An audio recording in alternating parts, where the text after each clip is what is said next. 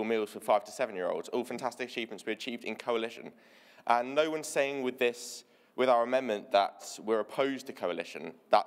It's just not what we're saying with our amendment. What we are saying is that we want to remove the phrase progressive because it's got the connotations, conference. It's got the connotations that we will quite happily get into bed with the Labour Party and the Green Party. And quite frankly, conference, if I wanted to support the Labour Party and the Green Party, I would have joined the Labour Party or the Green Party. In fact, I left the Labour Party and joined the Liberal Democrats because I believe in liberal values. I don't believe in Labour values. Conference, I hold in my hand a membership card that has the phrase on it, "No one shall be enslaved by poverty, ignorance, or conformity." Now, I'm not sure if you've seen the news recently, conference, like I have. Poverty, Jeremy Corbyn's spending plans would certainly reduce us to it. Ignorance, I'm not sure if you've seen how anti-Semitic the Labour Party have been. Conformity, I'm not sure how poor you've seen the Labour Party be on the issue of self-defining women for all women shortlists. The fact is, conference, in terms of the word progressive alliance, the Labour Party are not a progressive party. The Green Party are statist and authoritarian, and working with them, conference, I'm afraid to say, would not be very, very progressive at all. Thank you.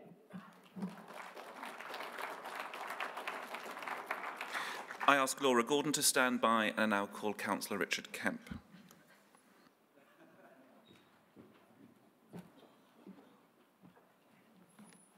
Conference, welcome to the Liverpool City region. That's probably something that people from Southport won't have said to you. And perhaps a reminder to Vince Cable, when he talks about people fighting a Labour Party, there's a city 25 miles from here. We've been doing it since he was in the Labour Party. So that indicates to you that I'm in a fairly bad mood, which is why I'm asking you to vote against this strategy. And I'm going to do that for two reasons. One is, our President has rightly said, this isn't a normal strategy, it's not a business strategy. I don't think it's a strategy at all, where the outputs, where the inputs, where the outcomes, where's the allocation of resources, that's what a strategy is. This is just a collection of good things. We don't need to pass this resolution to do those good things. Some of those have been doing most of them for a long time. The only exception, of course, being digitisation, because when I joined this party, the only digits you had were on the end of your hand. So, why don't I want you to support it? Well, it's become de rigueur at this conference to tell people when they joined this party. I joined in 1967. And there are one or two people around who are here longer than me, like Gordon Lishman. And during that sort of time, I've seen the ebb and flow of liberalism. In the first general election after I joined, this wasn't my fault, we went down from 11 seats to 6. We had got 2 million votes, we had 300 councillors. By 1974, that was built up to 1,000 councillors on new councils, and we had 26% of the vote. We slumped after Jeremy Thorpe and the dog, saved by one parliamentary by-election. We merged and became the Liberal Democrats and slumped, and we've slumped again. Do you know what got us back on each and every one of those occasions? It was by winning the hearts and minds in streets, communities, neighbourhoods, wards, councils, and then constituencies. And this strategy does pay lip service to the role of local government, but just two incidents that happened this last week. International Women's Day, we had to force party headquarters in their Women's Day celebrations to recognise the women council leaders who control vast budgets in this country. We had to persuade them at the federal board, with some of the most important local elections coming up, which will actually win seats, to put out just one email to try and persuade those people, where there are local elections, to actually go in and help. So, Mr. Chairman, I almost said my Lord Mayor then, that's a habit. You're not quite that important. I think that we ought to be just getting on with the job, but get on with the job in the way we've always done. No pretension, no mucking about, on the streets, winning votes. Can I ask Helen Flynn to stand by, and I now call Laura Gordon from Sheffield Hallam to the stage. Thank you, Conference. I'd like to speak in favour of Amendment 1. The existing motion calls for progressive alliances. Now, unfortunately, that term has come to mean not just the plain English alliances that are progressive, but something specific, which is about the standing down in favour of Labour and the Greens in constituencies all over the country. I think that is a bad idea for lots of reasons raised by Callum in his excellent proposal of the amendment. Labour are not progressive. I joined this party because of their statist actions in government, especially on ID cards and 28-day detention. Jeremy Corbyn has just given a speech proposing leaving the single market because EU immigrants are pushing down British wages. This is not in line with what our party believes. Many of us who campaign against Labour locally will have seen just how awful they can be. In Sheffield, faced with protests at the plans to cut down thousands of healthy street trees, including some which have been planted as living war memorials to remember those who lost their lives in World War I, they didn't work with communities to come up with a compromise solution, as we would have done. They arrested pensioners in their 90s at dawn and hired nightclub bouncers to assault peaceful protesters. These are not people that I want to be working with.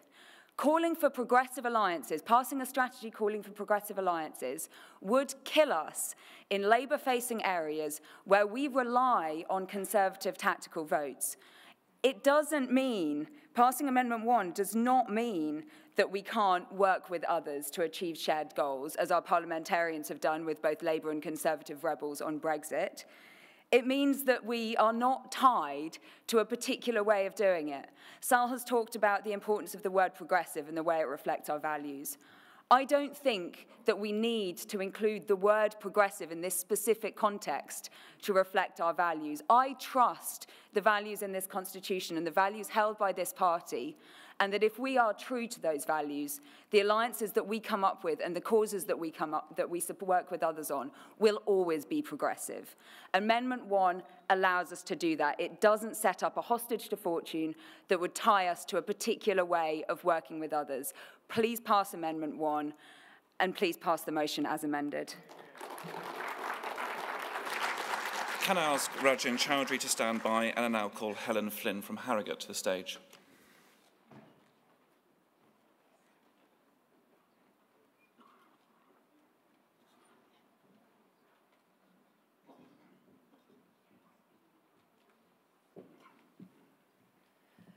Good morning, Conference. First, I want to thank the committee for drafting it into our strategy the word social justice at line 39, as this renews our commitment to social justice at this vital time when it is needed more than ever. Inequality is growing in our developed society here in the UK, even as in large areas of the developing world it is decreasing. Without social justice, the less fortunate and the poor in the UK will never achieve their potential or be able to lead decent lives. And that is something we must continually strive for in our Liberal Party. But how do we achieve social justice? Surely regressive policies and kowtowing to vested interests will never get us there. It is only through progressive policies that we will achieve our goals, as are excellently worded at lines 43 to 48. Even more, we must be ever on the alert to shift our ways of working if we see an opportunity of achieving our goals. So we must always be ready to work with other progressives, irrespective of which party they are in. The Progressive Alliance of Ideas, as printed in lines 33 to 35, is not anything fixed or an electoral pact. It signals the fact that ideas are important, and we must shift and change ideas as evidence becomes available and times change. Just as green issues became important to the party in the 60s when there were threats emerging to our environment, as progressives we moved with the evidence and began to adopt policies that would address the effects of climate change. So I really don't understand this amendment, as all it seems to convey is that we are not fundamentally progressive, but we are ready to work again with the Conservatives, the least progressive of all the major parties. I have no problem working with anyone who shares our goals, but let us be clear about what our goals are. They are progressive. So let us shout about it, and let us work with others when they share our progressive goals.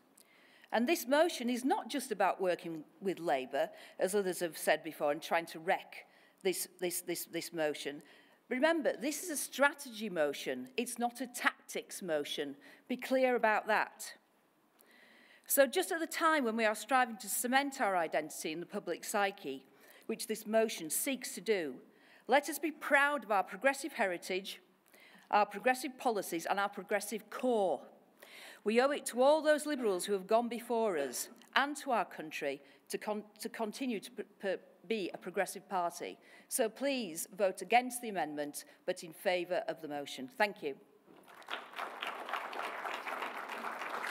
Can I ask Thomas Sherlock to stand by, and I now call Rajan Chowdhury from Sheffield to the stage.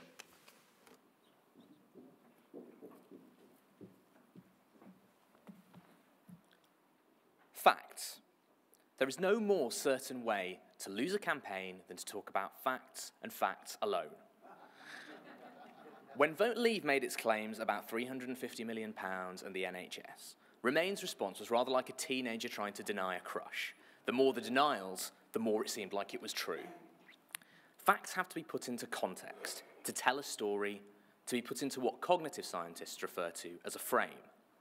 Whenever we hear words, they trigger certain ideas and thought processes, but denials cannot destroy ideas. When we say we want to stop Brexit, to oppose Brexit, and exit from Brexit, the public hear Brexit, Brexit, Brexit. An idea that should be declared madness, we cement as mainstream. So where to turn? I'm speaking in favour of the motion. We should still campaign prominently to stay in the European Union. But the part of this motion that truly sets us apart is not Europe.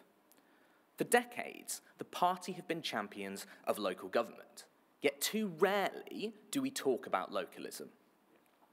Subsidiarity and devolution, words that may sound dull, but it's seen the SNP storm to victories across Scotland. The most famous campaigns of the last 10 years, Obama 2008, Yes We Can, Vote Leave, Take Back Control, Trump 2016, Make America Great Again. Those campaigns were about the idea that the powerless are taking power back. That power should be exercised at the lowest practical level, or more simply, to put people in power. That idea is one that should drive everything that we do. Whether it's schools, the NHS, transport, or policing, our response should always be to put people in power. When asked about the will of the people, rather than an exit from Brexit, our response should be that people deserve a voice in Europe. In or out, the EU will affect them, particularly the young, more than anything. And we should put people in power by giving them a voice in Europe. In leaflets, on the phone, when asked on the doorstep, what do Liberal Democrats stand for? Our answer should simply be this: we want to put you in power.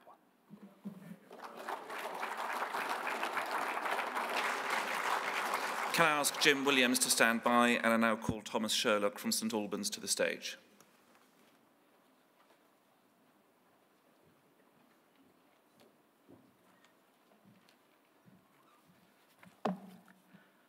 Sorry, it's my first time speaking, so please forgive me.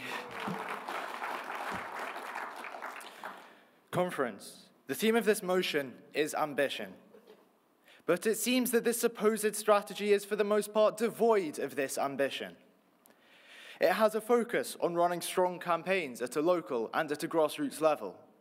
Are we not already doing this? When focusing on target seats, the Liberal Democrats have managed to enjoy considerable success in local elections in 2018 so far. So this hardly seems ambitious. There's also a large focus on the party membership. Again, this doesn't seem like an issue that needs to be fixed. What's in place is already working. engagement of existing members, and recruitment of new ones appears to me to be at a high. So maintaining the status quo is hardly the ambitious strategy which is promised by this motion's title. The aims of this motion are doubtless impressive. Line 12 promises the creation of a political and social movement, and line 15 even speaks of winning elections at all levels, including nationally. However, there is a lack of a clear method to get to these lofty goals. When I was at the Reading Festival last year, there were frankly disturbing numbers of young people singing about Jeremy Corbyn. You can imagine roughly how well my attempt to start a similar song about our own leader went. What is needed is a credible alternative, and the way to achieve this is not by simply saying, as it does in lines 29 to 32, just that this will be created, and never really how. There is a further lack of clear, concrete framework and clear, concrete ways and means of attaining this goal of winning Westminster elections. Instead, there are simply platitudes, such as line 51, which says that values will be communicated effectively, without actually saying what specifically would be effective. It also says that the party should be digitized in line 67, without giving a clear model to follow, such as, for example, the successful digitization of En Marche in France. This is not an ambitious strategy, conference. This is simply naive optimism. These absences are where the actual strategy should be providing a clear plan. To be frank, this is no strategy. We should be galvanizing a youth who are increasingly active, pro-European, and liberal. This motion could not galvanize a bucket.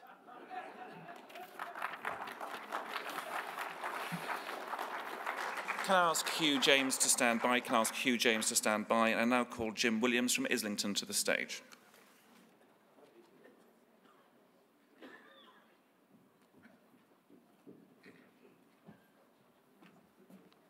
Good morning, conference.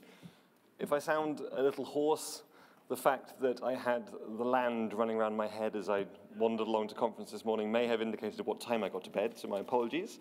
My name is Jim Williams. 2 years ago, at Spring Conference in York, 3 friends and I started a small project called Your Liberal Britain. It challenged members of the Liberal Democrats to set out what Britain would actually look like if the Lib Dems had their way.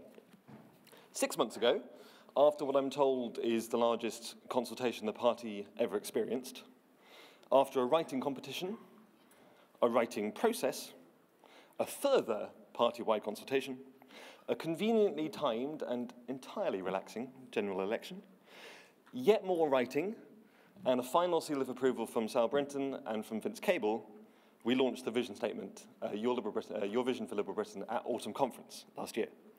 It was based on the ideas of 6,992 people who took part in that consultation, and was made with the help of around 400 people who ran discussion events up and down the country, who entered our writing competition, who shortlisted the entries to that writing competition, not to mention the roughly 1,000 people who attended those discussion events.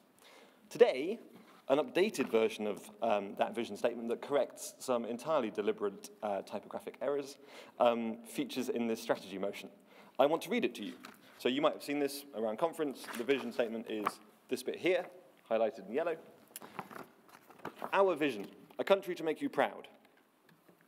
We Liberal Democrats pour our time into politics because we want to create a better society. We want to build a world where everyone can lead the lives they want to live, hold the powerful to account, and change the world around them for the better. We want to be in government to help Britain become a country where you can be sure you will have a fair chance at a full and rewarding life. Nothing about you should change that, not what you believe, whom you love, or how you look. We want to create a country that doesn't just leave you to be free to be yourself, but that backs you to be the person you want to be, safe from prejudice and intolerance. It would be a country that invites you to build a life here and expects you to shoulder our shared responsibilities to each other, in Europe, and to humanity and the planet as a whole. We want a country where government stands up for the vulnerable, where hard work yields fair rewards and equal work means equal pay. A country that stands strong on the world stage welcoming refugees, speaking up for those without a voice, and helping the poorest at home and abroad. A country to make you proud. This is the Liberal Democrat vision for Britain. This statement was written by a team of 7 members: Elaine Bagshaw, Duncan Brack, Rory Freckleton, Lee Howgate, Maria Minier, Scott Smith, and Stephen Tall. I'd like to thank each and every one of those for the hard work they put in, not least boiling 7,000 ideas down to 200 words. I'd also like to thank our judges, Amna Ahmed, Cara Lindsay, Johnny Oates, Peter Price, Rumi Virgie, and Ben Williams, and also Chris Fox and Ramsey. Could you draw your mouths to the close, please? Kind support for this initiative. I encourage you all to support this motion. Thank you very much. Can I ask Dr. Anne Morrison to stand by, and I now call Hugh James to the stage. Conference. After 5 years of membership and attending every conference since 2015, I didn't really expect my first speech to be on the party strategy. But here we are. As an executive member of Young Liberals, we run our events using smart aims. This strategy lacks such explicit criteria for success and targets. I didn't want to pose this motion without understanding it, so I listened to some of the supporters. They said it's secretly quite radical. They see it as a way to completely change the way we campaign as a party. However, I'm yet to be convinced by this strategy, what seems to rely heavily on context, on subtext. This strategy uses nice words like diversity and inclusion, good phrases like increasing our capacity are good. I like these things. But at the same time, it's devoid of any specifics on how, especially on how. As such, I don't think this strategy fulfills its purpose. How are we improving diversity and inclusion? Engaging SEOs, collecting demographic data on members, implementing the McDonald and Alderdice reports. This motion calls for digitising the party, but conference, it's not the early millennium. What does this mean? Consistent digital branding and graphics and videos? Are we saying I call app Lib Dem? What are we mandating here? E-seminars, online voting at conference? Hopefully Mark Patt can address this later in the debate. Vacuous statements like building a better future and healing the nation's divide require too much ad lib to understand. What on earth is a progressive alliance of ideas? Like, it doesn't make sense. The strategy is disappointing and seems to have been rushly drafted by Federal Board at the cost of depth and clarity. We agree we need a strategy, but this falls short. Some say Young Liberals need to be more radical. Well, here we are, and we're opposing the party strategy. So I call for you to listen to the debate carefully, listen to Sal, listen to Mark Pack and Layla, and see if you agree with it. And if, like me, you don't quite agree with this, you think it falls short, vote down this motion. One way or another conference, people will be saying by the end of it, Young Liberals are revolting.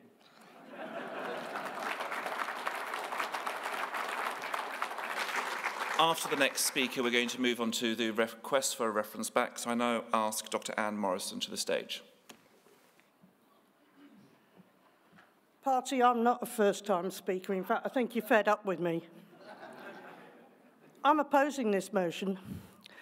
I've been a member of this party or its forerunners for more than 50 years.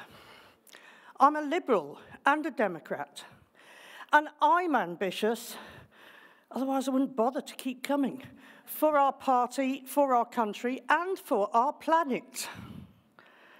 And I looked through this 2 pages of admin speak, buzz speak, and I came to the conclusion that I wrote on my speaker's card. This motion is sterile and vacuous. I'm proud to be a Liberal Democrat, and I'm ambitious, and I'm also ambitious not just for country but for planet. And I could not find the word sustainable. I could not find the word green. I'm sorry, and I'm really sorry that every time, and I've been saying this for 50 years, it comes to elections, and we talk about strategy, we stick out a load of careful, bland, don't annoy the Daily Mail too much, speak.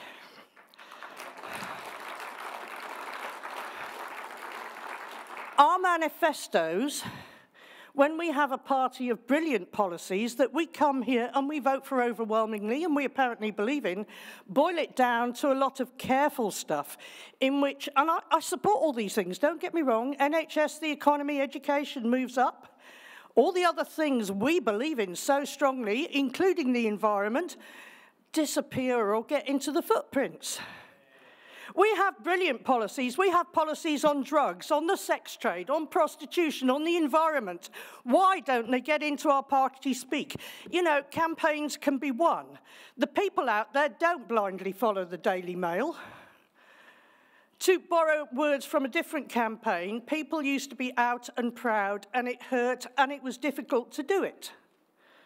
But today, we have a country where even the Tories and the British public support same-sex marriage. Well, I want us to be out and proud about what we really believe in, get the environment, get our real policies in there, and shout about them.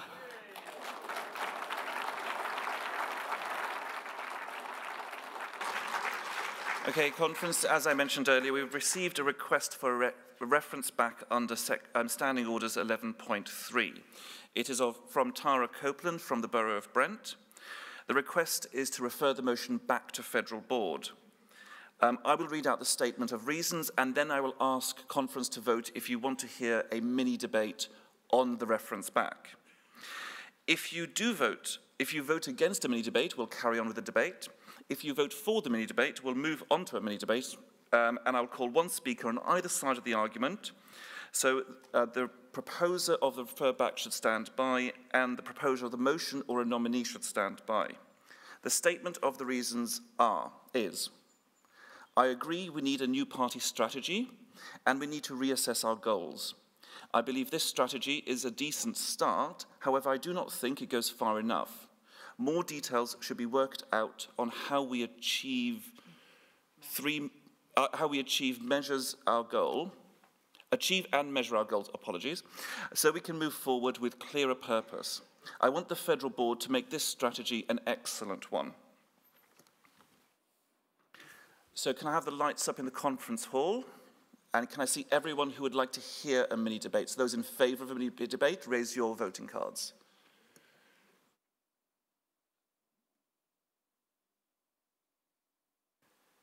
And those against?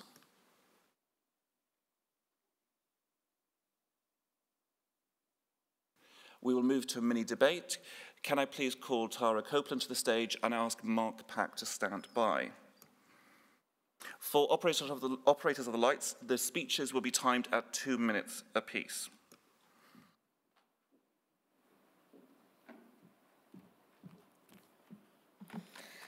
Good morning, conference.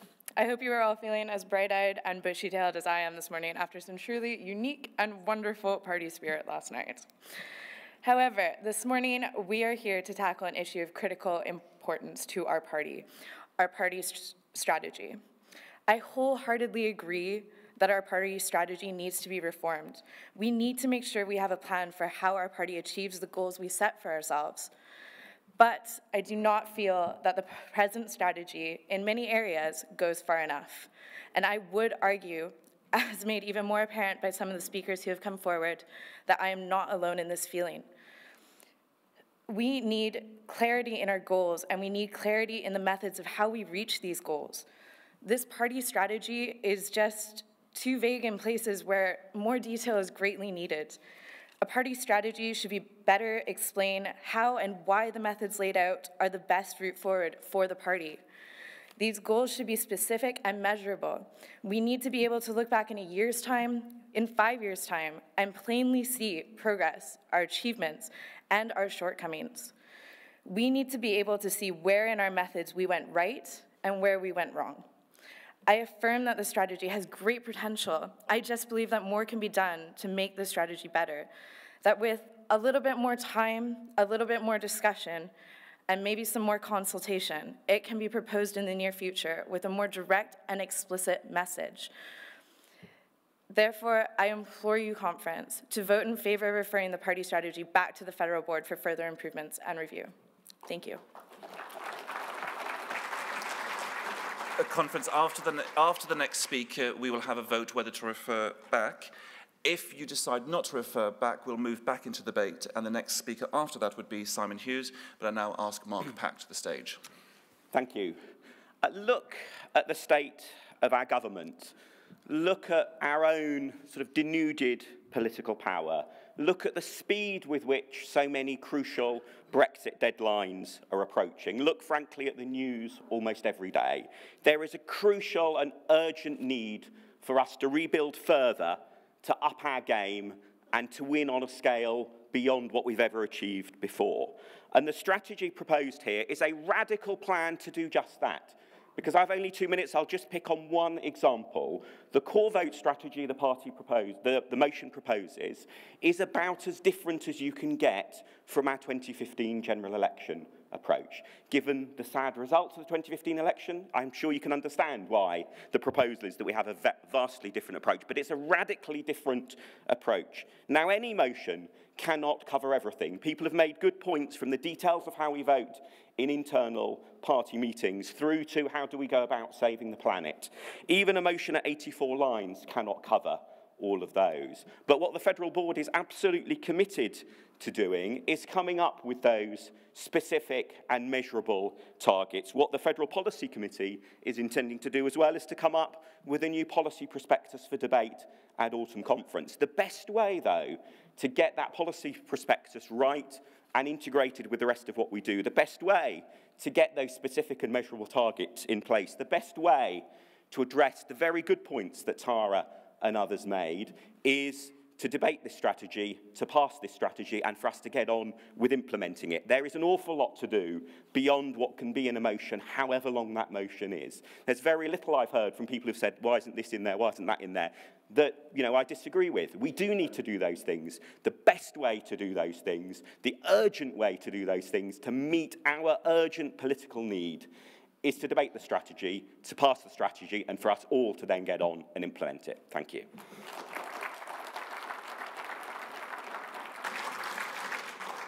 Okay, Conference, so we'll now hold a vote whether you wish to reference back the motion to Federal Board or not and continue the debate. Can I see those in favour of the reference back? Please raise your cards high with the voting towards me. And can I see those against? We will continue with the debate, so can I please ask Joe Otten to stand by and I call Simon Hughes to the stage.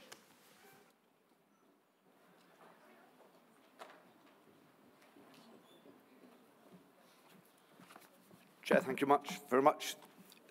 We've decided that this is a reasonable place to start. What I want to encourage us to do is to go from talking about the what to talking about the how. When we started reviving liberalism in Bermondsey in 1980, there hadn't been any liberal activity effectively since the time just before the war. We proved, as Richard Kemp and others have shown, that there are no-go areas for liberalism. And we have to be clear that as a party there should be no no-go areas. There are some polls which say that up to 40% of people might vote for us, might vote for a liberal alternative. So we have to be ambitious. And we've talked in the motion about how we should do various things: distribute power, create and distribute wealth, and create hope. But now, if we pass this motion, we need to then go on to talk about how we do that. And we've given ourselves the headings: values and policies, key messages, and issue-led campaigns. But let me give you some examples of what we absolutely need to get right. We clearly got into a muddle in the coalition government on finance for higher education. We need to have a policy, and Vince will refer to it, I think, later, that talks about education and training for everybody from school leaving age onwards, that will stand the test of time and be seen to be fair for everybody, no matter what their aspirations. We need to have a tax policy that radically looks at how we collect the money we need, not just a 1 penny on income tax for education 1 year and a 1 penny on income tax for health the next year. But do we need a land tax? Do we need a development tax that taxes accidental increases in land values? How much do we want to raise? What should be the share of our wealth that we spend, that we collect in taxation and that we spend? We then must use our party's organisation much better if we're going to deliver strategy. Local parties meet, they have policy ideas. They may pass them to the region. There's no method of sending formally ideas from the local party to the region and from the region to the federal debate. We've got to engage people so that every time we come together, it's a worthwhile exercise. And we have to improve diversity and inclusion. We say that all the time, but how often do we measure how effective we are representing the communities? How often do you look at what your membership is like compared to the makeup of the community in which you live, testing it, seeing whether we're increasing the number of black members, Muslim members, members from minority communities? We have to be much more rigorous. So, conference, let's see this only as a starting point. Don't let's throw it out at the end of the debate.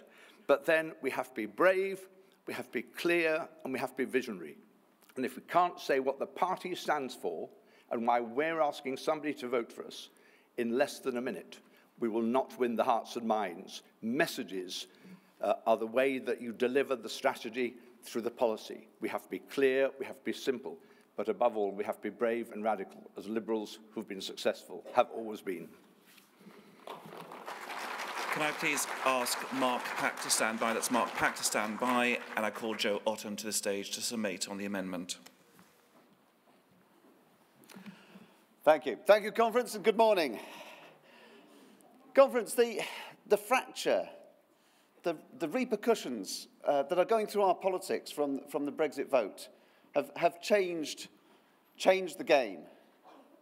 We saw a general election we didn't expect, a result of that election that not many people expected, and it's not finished yet. The battle is different to what it was. It is no longer left versus right. It is open, tolerant, ambitious and outward-looking against closed and insular and afraid. We need to change the direction of this country. And to do that, we need to work across parties. We need to find the people in other parties who believe in the open society, whatever party they're in, and somehow give them the confidence to stand up and speak too, because at the moment they are not speaking up, they are frightened. Of course, we need to move public opinion to make that happen, but that is something that can be achieved. What we won't succeed is if we just look at the Labour Party and we don't look at the Conservatives, or if we just looked at the Conservatives and didn't look at Labour. If we get the open society supporters in one of the other parties to speak up but not the other, then we will fail. And that is why this talk of progressive alliance is a mistake, because it means Labour Party. That's what it means. That's what it's code for. It's essential that we work across. I'm sorry, but it is. That is what it means. You may have heard Rajin Chowdhury's excellent speech earlier when he talked about frames and how they work, and when you say something and repeat it, what that means to people. Progressive alliance means working with Labour, and that's why it's not a good phrase for us to use. We need to work across party. You know, I would love to work with Labour. I would love to work with Conservatives, with moderates in those parties where we can agree. Labour have elected their worst leader in terms of liberal values they have ever had, and for us to send a signal which suggests working with them today would be a huge mistake. So let me speak to some of the speakers, because this is summing up. I'm going to mostly address Helen Flynn's remarks, because she was the only speaker against the amendment. Helen, I don't think any of us in this room would disagree with what you said about the importance of social justice. And I have no problem with describing our party as a progressive one, because we are. Using the phrase progressive alliance is not saying that we're a progressive party. It is saying that we think Labour is a progressive party. That's the problem with it. And Labour are the least progressive party they have been in quite some time. I hope you all heard Laura Gordon's speech. Laura Gordon is the new candidate in my constituency, in Sheffield Hallam. I'm a councillor in that constituency. And she spoke of the local Labour councillor hiring bouncers. We don't know if they're Jared O'Mara's bouncers, but hiring bouncers to bully protesters, pensioners protesting the felling of healthy highway trees. I want Laura to win. I'll be campaigning in the streets for Laura to win.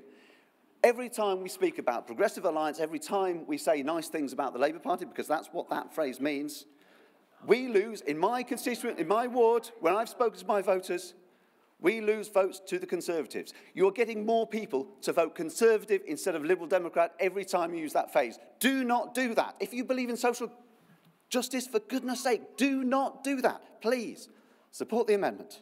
Thank you. I now call Mark Pack to the stage to summate the motion.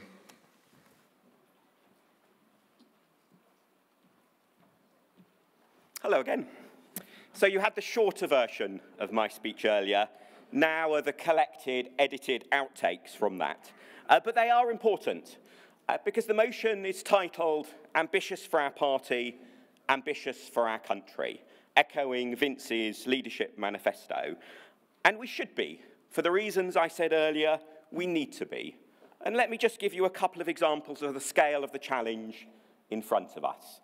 If you look across the 2015 and 2017 general elections, there are only 4 constituencies that we won in both of those elections. Or if you look at our local government base, which Richard Kemp was so rightly eloquent about earlier, in only 2 of the last 11 years have we managed to gain council seats, ticking along as we have been doing before for the last, not just the coalition years, but going back further, if you think how long 11 years takes us back, is not enough. We need a big and major break from what we have done in the past. And the strategy is, maybe one could describe this motion almost as deceptively radical. Because if you are not familiar with how we have approached, for example, general election campaigns in the past, talking about the need to build a durable core vote based on winning over those people who share our values may sound obvious. It's also not what we've ever done in our 30 years as a party. It's a radical departure. And likewise, again, to refer, for example, to what Richard said earlier, the idea of truly valuing the importance of elections at all levels for the political power they bring, for the ability to get liberal ideas turned into action, and also winning at any one level helps us win at those other levels. Sounds pretty obvious and straightforward, I hope, the way I've just presented it to you. But oh my goodness, it's not really what we've ended up doing in the past. Getting that right will be a radical departure from what we have done for the last 30 years. And I'd like to thank the many people who have contributed, not just in the debate today, but the consultations that we ran last year. Those ideas have been very valuable indeed. In particular, the people who have spoken today have, I think, quite often made quite good points that we need not just a strategy. We need also, for example, a business plan at Party HQ. We need a manifesto for the next election. We need priorities about staffing and finance and other decisions all the way through the party that reflect this strategy. But you know what? If we tried to put all of that in one document, that would have made yesterday's mega multi-hundred-word constitutional amendment look quite brief by comparison. No one document can contain everything from the detail of how do we best organise local party meetings to make them welcoming to a diverse audience, through to what is Vince's 30-second soundbite that he deploys repeatedly in a general election.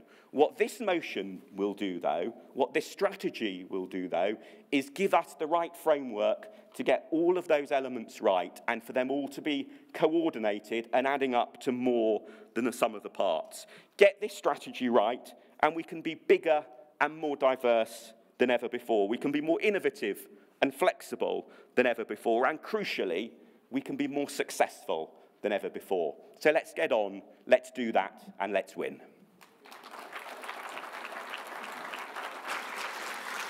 Thank you very much. We're now going to move to 2 votes, 1 vote on the amendment and then a vote on the motion as amended if the amendment passes.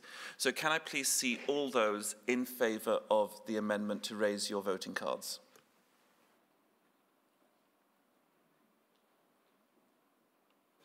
And can I see all those against? The amendment has carried. We now move on to a vote on the motion as amended. Can I see all those in favour of the amended motion, please raise your cards. And all those against? And that motion is carried. Thank you very much. We now move on to the next piece of business. I'd like to thank my aides, Zoe O'Connell and Liz Lynn.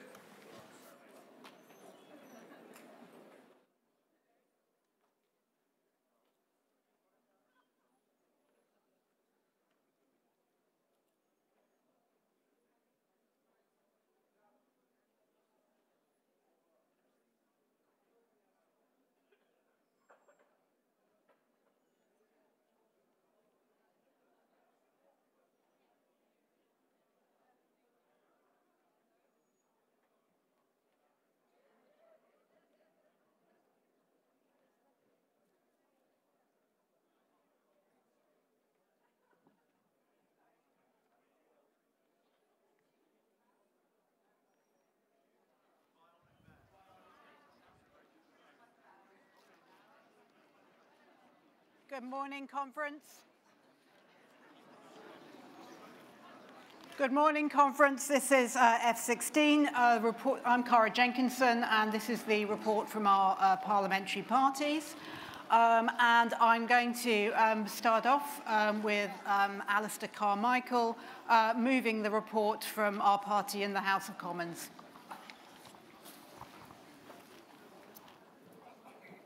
Thank you very much, Chair. Conference, good morning. The written report from the Parliamentary Party in the House of Commons has been circulated previously with the papers. I understand it is so comprehensive in its scope that nobody has seen fit to submit any questions in relation to it. One of my small life goals has now finally been met. Can I just say, in moving the report, though, a few very brief words of thanks. Thanks in particular to those of our parliamentary staff in the parliamentary support team, in the advisors unit, and of course in the Whip's office, Jack Fletcher and Lucy Kay, who do so much with such good humour, such good cheer, to keep us all on the straight and narrow. Can I particularly also thank the 11 parliamentary colleagues that I have. We could certainly improve in the quantity of parliamentarians that we have in the House of Commons, but I really don't think we could do much better in terms of quality. The way that the group has gelled since the last general election has been quite magnificent. We have a group of people who are united with common purpose and who work tirelessly, quite remarkably hard in pursuit, not just of the best interests of their constituents, but also of the party that we are all part. It's a very strange time to be in the House of Commons, to be in Westminster at the moment. I sometimes put it like this: it's almost as if we have, or we're all living some great big laboratory experiment where some evil genius scientist has reached into the House of Commons and said, I know, just for the sake of scientific curiosity, let's see what happens if we remove all political authority from the Prime Minister. And then, just to make it even more interesting, let's put in somebody as leader of the opposition who doesn't really care much about being Prime Minister. Now, actually, that is kind of how it feels sometimes, but it does highlight to me the need for this party to return to a central role in British politics. We're needed now. Liberal values and the efforts and the energy of Liberals and Liberal Democrats throughout the country are needed in our politics now more than ever. We do what we can within the House of Commons. We look to you to do what you can to get more of us into the House of Commons. And I believe that ultimately, as this whole political tragedy unfolds, the truth of that will be seen and understood by our fellow citizens. And I look forward in the not-too-distant future to reporting on behalf of a much larger Liberal Democrat group in the House of Commons. In the meantime, I'm grateful to you for your lack of curiosity about my report, and I would ask for you to accept it and approve it. Thank you, Alistair. I now call on Catherine Bearder to move the report for the party in Europe.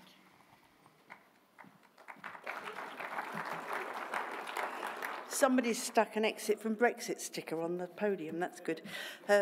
Be radical where you stick those. Well, thank you from my team and me.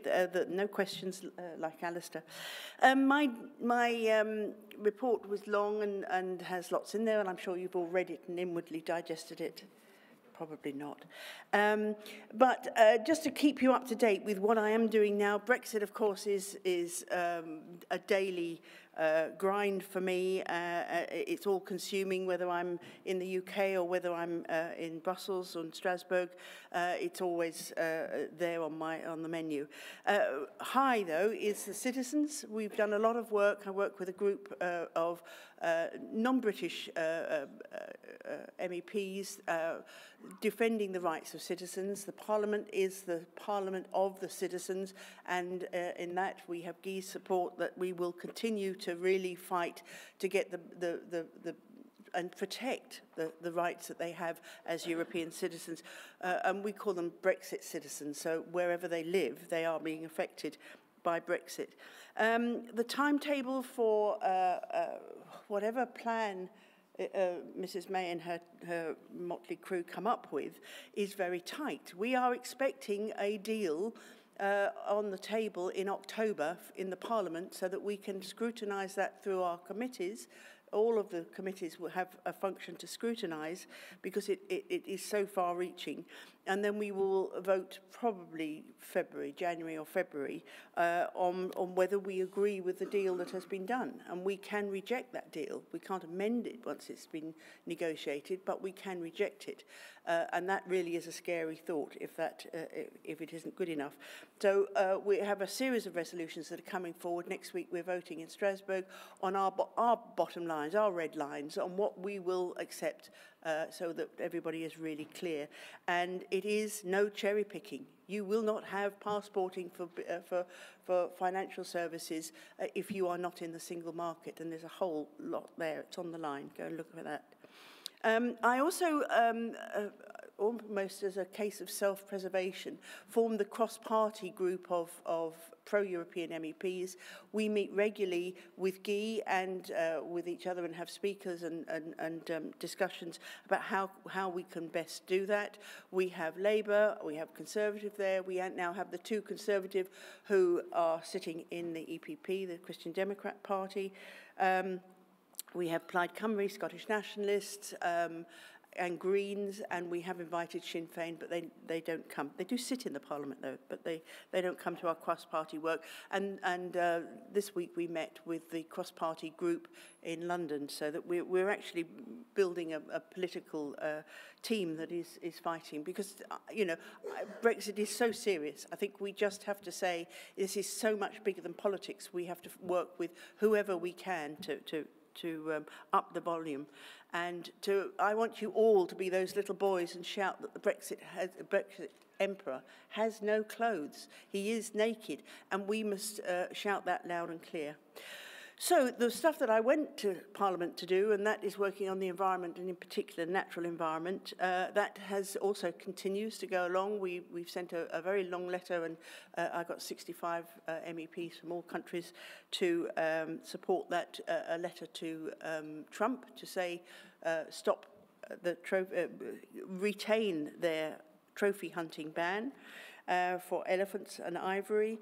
I have just heard that I've got a report in the African, Caribbean and Pacific Parliamentary Joint Assembly on wildlife trafficking. So I think I probably will be the last British MEP to get a report. So that's really very good. And the other chunk of work that I do is part of a question. I sit on the harassment committee. And of course, that suddenly has become a really important issue, and everybody's thinking about that. We've had 12 cases in the last 3 years. Not one of them has been about sexual harassment. They have all been about other forms of harassment, which is quite interesting. And I keep reminding my colleagues that we can't be complacent, because sexual harassment is so much harder to come forward with. I'm sure there are plenty of cases there that we need to have an environment that people feel they can come forward. But we've been working on prevention, and that is educating the MEPs on what harassment is, what they can do, what they can't do, and for the assistants as well, a similar booklet. But in the Parliament, always we are up against different cultures and different traditions, and that is a real difficulty when you're talking about harassment cases. And just to illustrate that, this week was International Women's Day, and we know what International Women's Day. It's a chance for us all to highlight and to fight for equality and fairness for women, whatever their role is. I got a very nice bunch of flowers from the President to say Happy Women's Day, and I was congratulated in the lift because it's Happy Women's Day. And I'm sort of slightly bemused that I should get a bunch of flowers for being a woman. But, you know, so that's the sort of cultural things you're up against all the time. But it's a fascinating place. We will be the poorer once we lose any representation in that Parliament. So carry on the fight. We must stop Brexit. Thank you very much.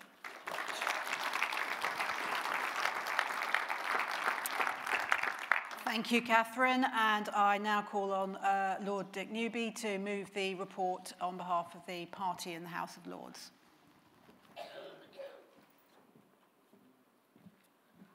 Conference, like my colleagues who've already spoken, our lives are totally dominated by Brexit. We're in the throes of dealing with the withdrawal bill at the moment. Tomorrow we have the 6th day in committee out of 12, and if it's anything like last Monday, we'll finish well after midnight. The good news is that we're winning all the arguments. We won the arguments at the second reading, where there are 190 speakers, the vast bulk of them very, very hostile to what the government's seeking to achieve. And on a day-by-day, hour-by-hour basis, the government are losing the arguments. And one of the more satisfactory sights to me, being at times a rather small-minded person, is that late at night the government have to keep their roster there of about 50 people, and in case there's a snap vote. Because those 50 don't know quite what to do when it gets to midnight, they come into the chamber to listen to the debate. And they then have to spend an hour or two just hearing their ministers being completely beaten up. And you can see them slumping in the benches, partly out of exhaustion, but partly because they're just, you can see the stuffing being knocked out of them. And as I say, as a mean-minded sort of chap, this gives me considerable satisfaction. Now, after Easter, we will start the votes. On the Wednesday, when we come back after Easter, we'll have a vote on retaining membership of the Customs Union, which I confidently expect to pass in the Lords by between 50 and 100. And the bill, as amended, will go back to the Commons, and it'll be very interesting to see how Tory rebels deal with that amendment when it gets there. We'll also be having a vote on our proposal for an option for a referendum, where we're gaining much more support than we did at this time last year on the Article 50 bill. And we have an amendment which is co-signed by Robin Butler, the former Cabinet Secretary. We're doing extremely well across the crossbenchers. And we have as one of our supporters the author of the Analogy of the Year in the shape of Lord Lisvane. And if you haven't heard this analogy, it's worth repeating. He said at second reading, "It's as if I had 3 timorous maiden aunts who asked me to arrange, who had a vote, decided they want to go to the cinema, and asked me to arrange for them to go on a Saturday afternoon. And when I went to the cinema, there were only 2 films showing, Reservoir Dogs and the Texas Chainsaw Massacre." And he said, as a dutiful nephew, didn't I have a responsibility to say to my maiden aunts, "Wouldn't you like to think again?" And that, to me, is a killer argument, which we will be hoping he deploys again, and if he doesn't, we will. I'm very fortunate in the Lords. I have a terrific team. On the withdrawal bill, it's led by Sarah Lutford, William Wallace, and Julie Smith, but over 50 members of the group have put their names to one amendment or another, and it's just really, really splendid to see such a strong collective effort.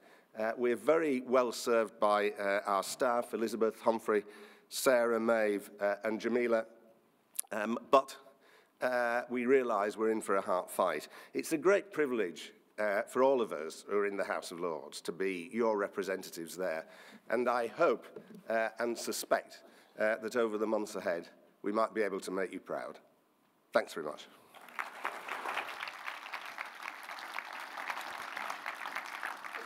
Thank you, Lord Newby. So as we've had no questions on the reports, we now move to 3 votes. For the first vote to accept or not the report from the party in the House of Commons, please raise your voting cards if you wish to accept the report. Thank you. Anyone that wishes not to accept the report? Okay, that's carried. Then moving on to the party in Europe, all those who vote to accept that report, thank you. And those that don't want to accept that, okay. Then finally, the vote for the report from the House of Lords. Those who wish to accept that report, thank you. And those who do not wish to accept that report, thank you. Thank you very much. I'd like to say thank you to my aide, Chris Mains. Thank you.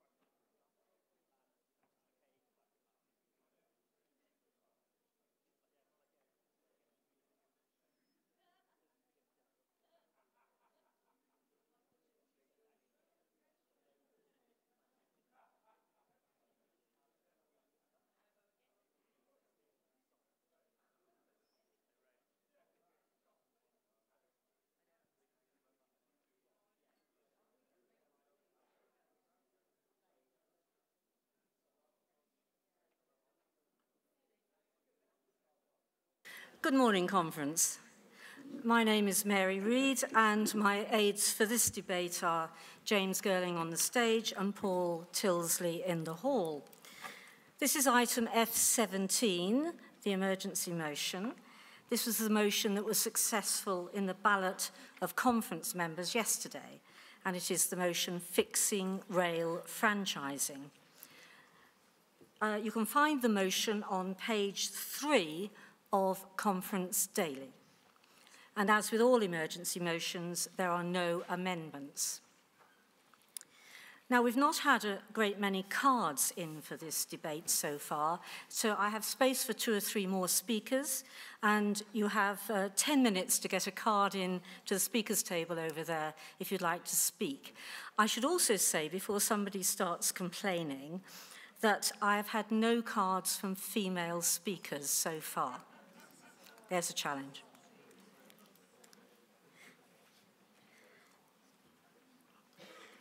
I now call Jenny Randerson to propose the motion.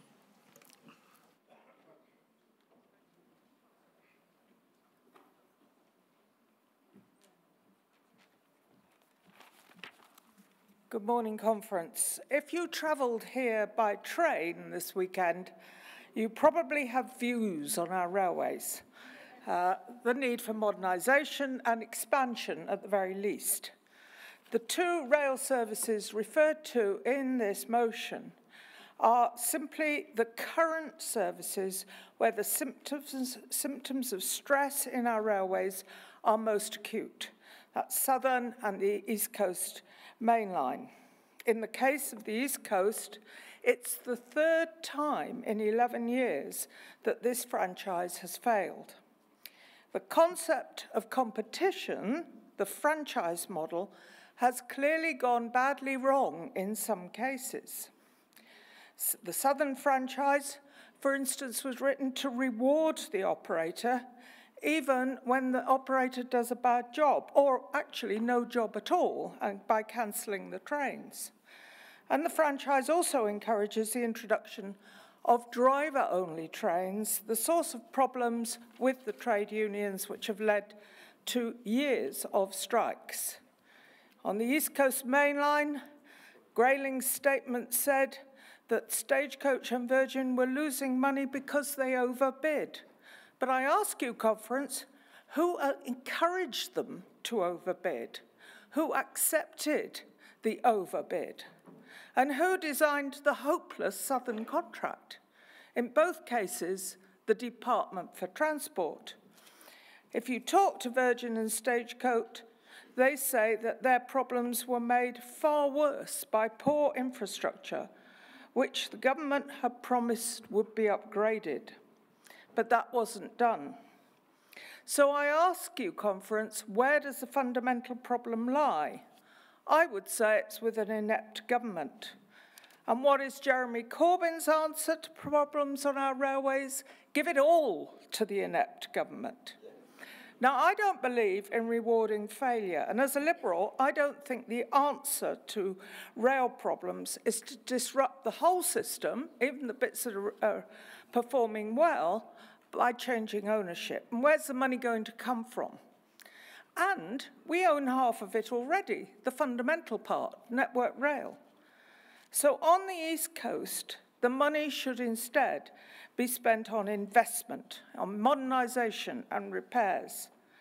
And the situation needs to be stabilised. I accept that, and there is no reason why the government shouldn't step in as the operator of last resort, which they've done before, while they sort things out.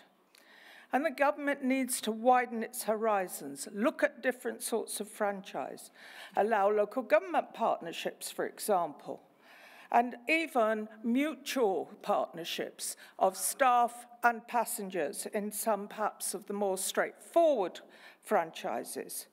The government, you know, could learn a lot of lessons from Transport for London, who've been practicing franchising very well for many years. In the last 20 years, since privatisation, the number of passengers on our railway has doubled. But there has been very little investment in new tracks, and until recently, very little investment in new trains. And the government's answer was simply to cram us even tighter into the carriages. What we need is a government prepared to invest, as indeed Susan Kramer and Norman Baker started to do when they were ministers for the railways. The problem is that it takes years for that investment to show through. Years to build new trains, years to lay new tracks. Instead, we need the government now to award franchises on a different basis, not just on cost. The two examples in this motion have great similarities. They were both done on cost alone. And the Tories cynically encouraged industrial action on Southern as an opportunity to break the unions. And the unions came out fighting. And who was left in the middle? The beleaguered passenger, left there for months and months. We need, Conference, investment in new track and trains, upgrades, fairer, simpler fares system, smart ticketing, a freeze on the endless annual increase in fares linked to inflation. I say to the government, stop using our railways as a cash cow, invest in them, improve them. We, the passengers, deserve better.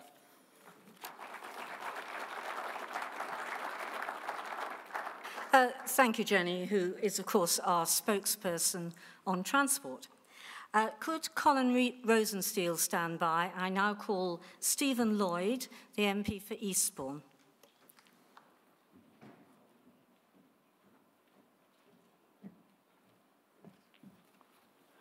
Good morning, Conference. It's good to be in Southport, not as nice as Eastbourne, but good to be in Southport. First of all, I'd actually like to publicly pay tribute to Jenny, Baroness Anderson, who's been leading on transport in the House of Lords for many, many years. I worked with her, we were in coalition as well. So, Jenny, you do an outstanding job, you really do. Anyway, on this motion, it's actually a rather important one.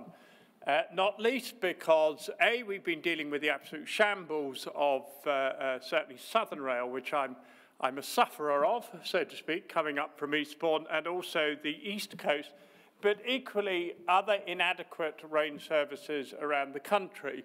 And the reason it's so important is Corbyn sort of leapt on it and said we nationalise everything. It's a classic Corbynist new, well not new, Corbynist simple answer to complicated issues that the public are buying up because they're so fed up with the rail services, but actually isn't the best answer. The best answer, as we know, as Jenny knows, as we know in the hall as rail users, is depending on the circumstances. Sometimes it would be right to bring a rail service into the public domain, other times it won't. The difference between the Liberals and Corbynist as Labour, without a shadow of doubt, is we actually put the customer first. What works for the rail user, what works for the consumer, is what we're interested in delivering. The challenge we have is that it sounds so simple and so easy to say nationalise everything, take the money away from these ghastly rail companies, and because the services have been so bad and so expensive for so many rail users, they cling on to it. We know, certainly people of my age in the room know very well, that just a mass nationalisation doesn't necessarily work, and my God, I'm old enough to remember the stories of British rail sandwiches even, and they were tough, literally. So I really think this is a good motion because it emphasises the Liberal way. The Liberal way isn't ideologically fixed that there's only one answer to everything irrespective. The Liberal way is it looks at evidence and it decides on a case-by-case basis what works best for the consumer. So well done, Jenny. I think it's an excellent motion. Now, from Southern's perspective, the list goes on. That is such a good example of government interference, of a government agenda that Jenny touched on around the unions and driver-only trains. It's such a good example of doing things in a way that the benefit of the actual rail customer, the rail user, the poor saps who actually pay, is so low down the list that they're barely worth considering. I'll give you a couple of examples.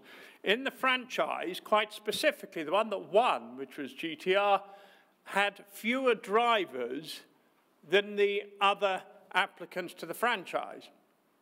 Now, it still won the contract because the government had the agenda to use GTR to bring in driver-only trains, but of course with fewer drivers, what happened all these years later is there weren't enough drivers, led to more cancellations, and when I challenged Chris Grayling, who by the way is a complete idiot, no one, hardly anyone in Westminster knows how the man keeps getting promoted. I have a theory. I think he has an inappropriate picture of Theresa May somewhere. I can only think.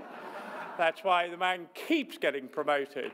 But I challenged him directly on this, and he then had the cheek to stand up and said, you know, the Honourable Member for Eastbourne or what have you, is that we are investing to get more drivers, and yet this was the very department who specifically allowed a contract to win because it had fewer drivers. I mean, it is an absolute shambles. Southern, equally as part of the contract that Jenny pointed out, they make money even if they run a shambolic service. I think this is a good motion. I think Baroness Randerson, splendid.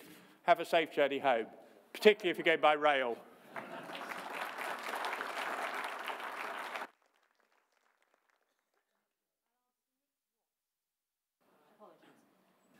I asked Nick Watts to stand by and welcome Colin Rosensteel to the stage. Colin's from Cambridge. Thank you, Mary. I hope my voice stands up this morning.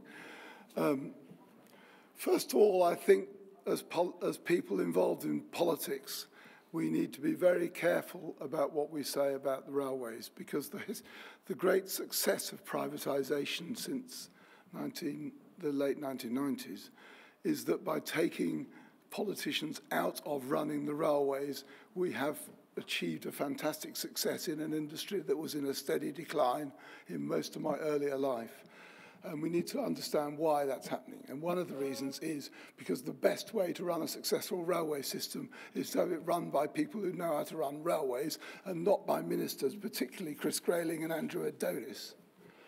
We've got trains coming into service now, designed by politicians with incredibly uncomfortable seats on the new Thameslink trains, with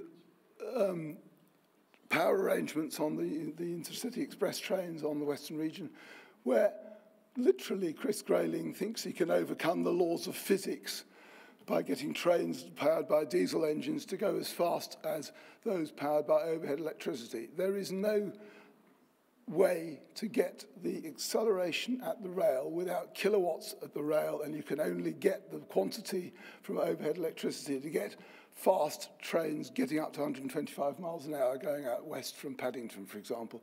If you go on one of the new Thameslink trains, as I've done from Cambridge to Brighton, it goes like a rocket out of Cambridge on the overhead. It goes a lot slower on the third rail out of London Bridge. You will notice the difference if you travel on them. And ministers cannot overcome this because these are fixed facts that have nothing to do with politics. And that is what is a great worry about this motion. First of all, the East Coast shambles is one thing after another, failure by arms of government, by the DFT, by the ORR even, and by the Hendy Review at Network Rail. So East Coast relied on improvements to that route which have not been delivered, and that is why they cannot deliver the contract they entered in with the government. The blame that's being attached to Virgin and Stagecoach is monstrous from people, mostly from people who are themselves to blame. And that is the problem with this motion. We're trying to intervene. I mean, nobody should defend the RMT for trying to go back 30 years against driver-only trains. We've had them on the routes from Cambridge to London for nearly that long. If you go down to Brighton on Thameslink, you're on a driver-only train, and it's been like that since the early 90s. Yet Southern complained that they should have guards on those trains to slow everybody down by having to go to a door, step out on the platform and look to see before they can open the doors, when the driver's got now a much better technology with cameras to see far more of the platform. It's far safer with driver control. This is the worst sort of Ludism we should have no truck with. But the trouble with franchising system is what it does is it bypasses the Treasury by getting investment into railways, and that has been the greatest success of privatisation, by getting money that isn't controlled by the Treasury, which has competing pressures for hospitals, for everything else, and the idea of having, as proposed in the motion, of having rolling franchises, that's the sort of thing we had in Greater Anglia, where we got no investment, and it was only with the new franchise that we were able, a longer franchise, to get it sorted out. To a close, please don't support this motion. Thank you, Colin. I would ask Kelly Marie Blundell to stand by and call Nick Watts from Kettering and Wellingborough.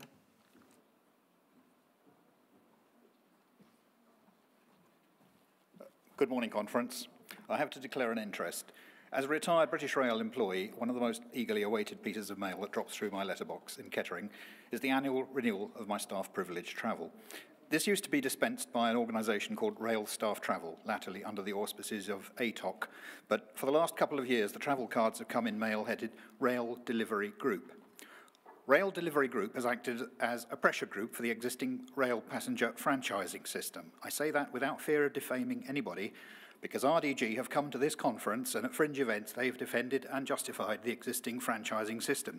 So there's a feeling that as a politician in a democracy I may speak my mind, but nevertheless I'm aware that organisations who hold in their hand a vital interest of mine are maybe scrutinising me closely, so I'm going to start uncontroversially. Railways have been a strategic national interest from the Jellicoe Specials delivering coal to Scapa Flow in the Great War to the core of Britain's nuclear submarines. The latter are conveyed by rail to Sellafield for reprocessing. So I don't simply define strategic interest by the needs of national defence, but it is one reason that I take issue with the way line 10 is worded.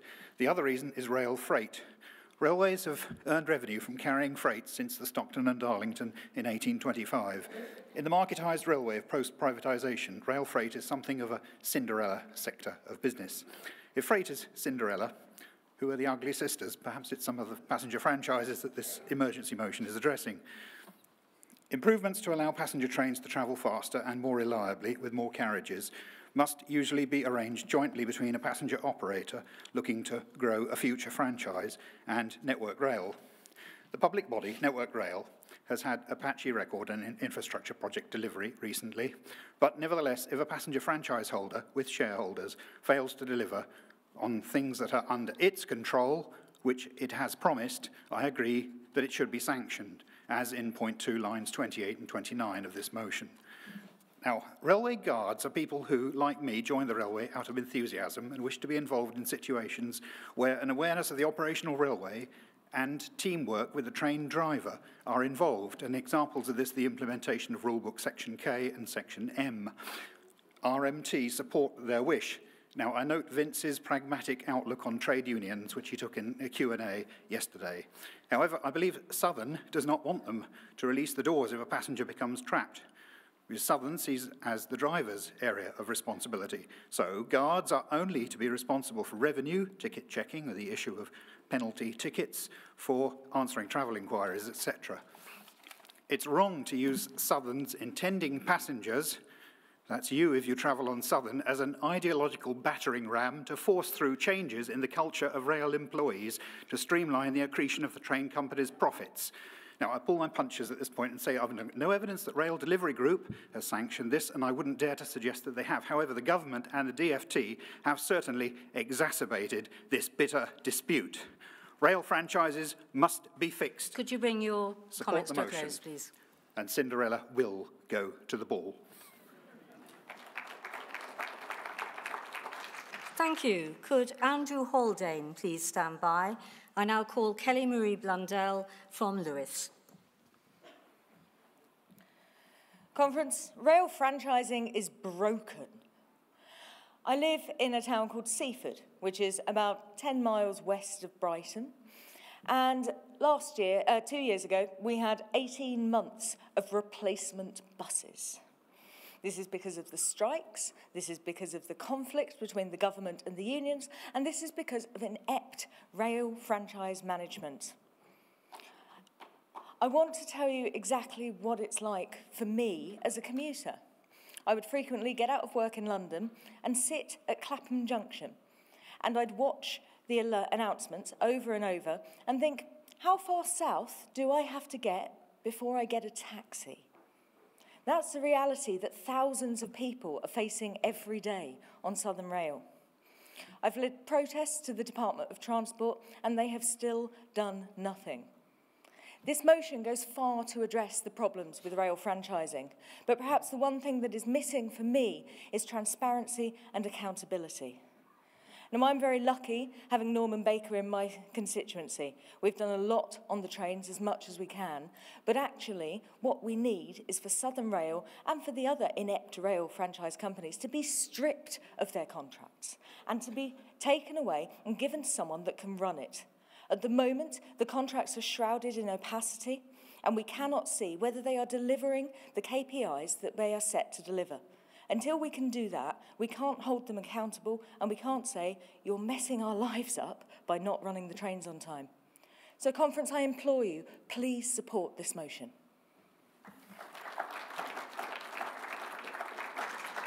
Thank you. I'll ask Ruth Coleman-Taylor to stand by, and now call Andrew Haldane from Macclesfield.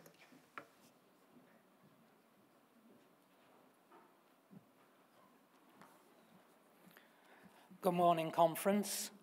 I'm one of the people who voted for this motion to be included on the agenda, and I intend to support it. I think it's a good example of why we have emergency motions, in that it deals with something that is where there is a crisis that needs attention. I think it also is important that we have a chance to speak on motions of this kind. The problem with emergency motions is that we don't have an opportunity to amend them. So whilst I'm largely supportive of the motion, and indeed strongly supportive of the motion in terms of the need to fix franchises, I think there are a few things where we could have had a bit more attention to detail. I think my particular issue, my biggest gripe for something that I like, is with lines 32 to 34. I think the crises that we refer to are very much where affect the southern region. I only travelled on the Southern Railway last time I went to Brighton for the conference, and I didn't find it a pleasant experience then, and I wouldn't like to have to do that every day. So I sympathise with the people down there, but I think when we're looking at the ways in which we might address franchising in the future, references here are, for example, giving Transport for London greater responsibility for London suburban services. That's fine. But what about Transport for the North? You know, we have a huge deficit to make up here. We're being promised, if the money ever comes through, this year, next year, sometime never, then in 30 years' time, we might have the kind of rail services in our regions here that German regions have enjoyed for more than 30 years. So I think there's an awful lot to catch up here. I think when you come to consulting with city regions, I'm sure the Greater London Authority is probably fit for purpose when it comes to looking at London. But the city regions up here are illiberal, undemocratic, they're just a means of concentrating power on the usual cliques, and they don't cover big enough areas. So we need a more strategic approach. We're likely in the near future, if we ever get HS2, then that will be a massive public investment that will be handed over as a business venture to some private enterprise. I think we need to look more closely at the ways in which they do this on the continent, where they've developed and run high-speed trains in the time that we've been talking about HS2. The high-speed services have been implemented and are running. One option, of course, if you want somebody to run the railways that know how to use it, we could let Deutsche Bahn run HS2. I'd much prefer it if we had an equivalent to Deutsche Bahn in this country. Lastly, we need to keep the politicians out of the, as was said, out of rail franchising. And I think Grayling's nonsense on electro-diesels, that involves a politician... Could you bring your comments to a close, That involves a politician interfering almost in the ways that they would have done with nationalised industries, and we need to stop it. Thank you, Conference. Thank you. Could Edward Pearson stand by and now call Ruth Coleman-Taylor from Calderdale.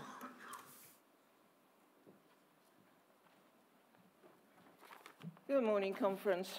I declare an interest. I've been a rail user all my life. I haven't had a car for many years. Rail is a public service, and I do have a fundamental objection that the ever-increasing public subsidy that goes into rail is being used largely to line the pockets of shareholders rather than to provide a service. I therefore welcome this motion, which is taking a more rational approach and is trying to include a diversity of franchisees, which I would hope in the future gives us a chance to review that whole system and whether it is actually working as a good investment of public money. I welcome in particular lines 30-31 about allowing public sector bodies to bid for franchises, and in line with the previous speaker, Deutsche Bahn could well be termed a public sector body, and it will also involve mutual groups involving staff and passengers.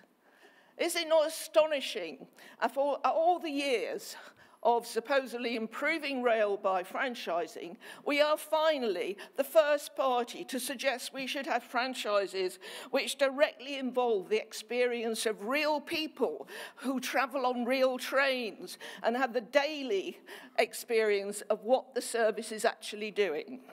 I think this is very exciting. It's a great opportunity to see whether groups such as these, maybe groups of councils, maybe new organisations set up to represent passengers and rail workers, many kinds of systems which bring in the experience of the passenger, the real person.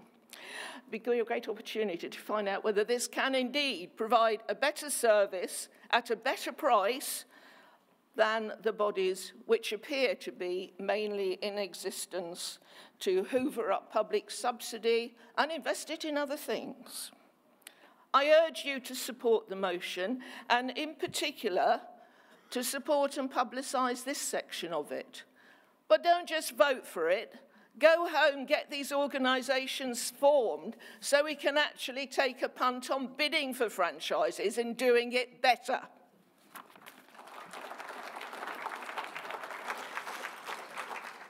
Thank you, and could Diana Simpson stand by? I call now Edward Pearson, who is a first-time speaker at conference.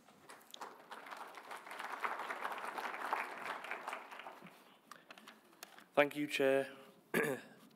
Conference, I've just agreed with pretty much everyone who's spoken just now, but I wish to speak against this motion as a whole. I have to declare an interest. I work in the rail industry. I have a background and training in transport planning. Firstly, I believe some of these lines to be inaccurate or untrue, particularly lines 15 to 18.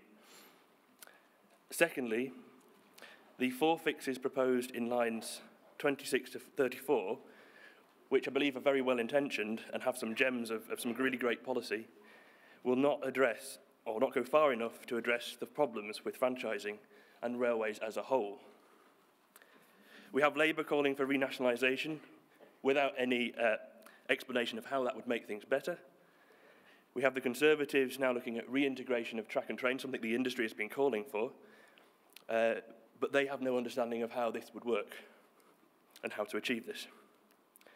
The Lib Dems have always had really strong transport policy, and I think we can actually afford to be far more radical. So while I'm urging conference to vote against this motion, I would like to see this come back again and actually come up with a more strategic policy on this issue. Thank you, conference. Thank you. Would John Howson please stand by? And I now call Diana Simpson.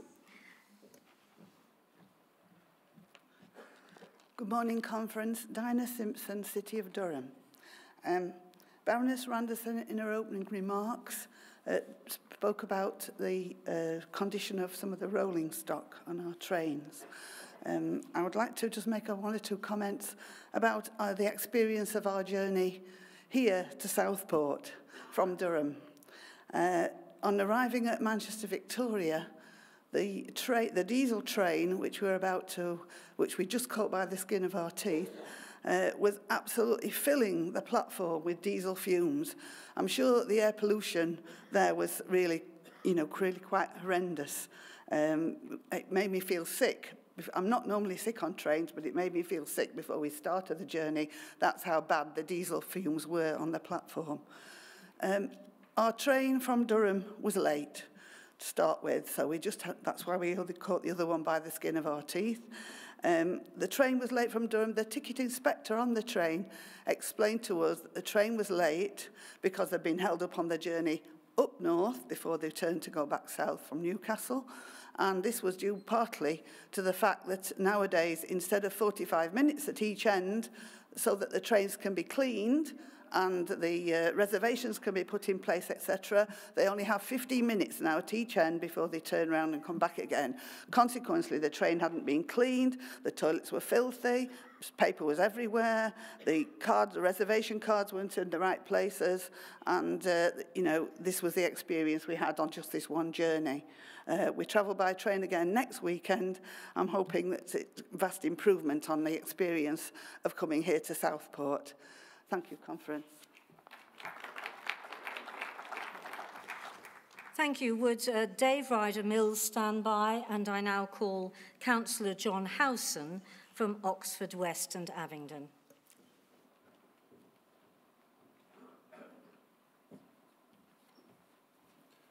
Good morning, conference. Issues about the railway feature second in my postbag as a councillor. Not surprisingly, the first one is, of course, the other transport issue of the day, potholes. But it isn't the franchise system that my residents and voters are complaining about. It's Network Rail. And they do get a mention in this motion tucked in at lines 13 and 14. But in the railways overall, I suspect that Network Rail are a very large part of the the problem that we have with the system at present. But in Oxford, so I'm afraid, is the Labour City Council. If you look at the 2015 Hendy report, you'll find that there are 2 case studies in there. One of them is in my division and is about the problems Network Rail had in replacing a bridge. And most of those problems were to do with the City Council. Now, of course, they needn't have bothered to replace that bridge because the reason they were replacing it was electrification. And we now know that that electrification is not coming to Oxford for very many years. And it's not coming to Oxford because the cost overrun on the Great Western Railway electrification process means there isn't enough money. So cost overruns, a bias towards London and against the north, and frankly, a tangerine ticket system, which many of you are familiar with, which is years out of date compared with best practice in the world. Not to mention virtually no attention at all to renewable energy and the way in which the railways can contribute towards renewable energy. Think of all that brownfield land they own that could have had solar panels on it or could have had wind turbines on it. Network Rail are as much of the problem as anybody else. And we've heard some talk about Deutsche Bahn. And one of the franchises that works well in this country is, of course, Chiltern Rail, and the ultimate owners of Chiltern Rail with a long-term franchise are, in fact, Deutsche Bahn. So I support this motion, but I do support what the last speaker said, which is I think we need a whole policy look at transport and rail's place in it as a party in the future, and I'm delighted to see our transport spokesman nodding in agreement. Thank you very much, Conference. Pass the motion. Thank you. Could Richard Wilson stand by? Now call Dave Ryder-Mills from Kingston. Thank you, Mary. I think I'm speaking primarily in terms of lines 19 to 21, but to start, I'd describe my son as a gentle giant of a postmodern hippie, unless you catch him when he's just back from work, sometimes having to have walked the last 3 miles because of Southern Rail. Then he is not so pale imitation of Vlad the Impaler. I tend to avoid speaking to him at such times because, or have done in the past, because my experience with South West trains pales into insignificance in comparison. 7 minutes late to Norbiton didn't seem bad. However, last summer, the franchise changed to South Western Railways, and the service has fallen apart. I allowed 1 hour extra to get here on Friday. I needed it. Arrived at Norbiton Station, train cancelled. No reason given. I work for Ed Davey, drafting replies to some of his constituents. The draft letters on the new and different complaints to the managing director have to go out every week. He was tolerant at first, largely, and with reference to something the last speaker said. When they took over, there were major works at Waterloo. There were bound to be problems. But his patience ran out. My line of, sorry to have to write to you yet again, was deleted in favour of exclamation marks, must improve sections being underlined and emboldened. Anyone who's received a letter from Ed will know exactly what I mean. It's not just some of the old franchisees who are not providing a service. Some of the new ones are just as bad. Thank you.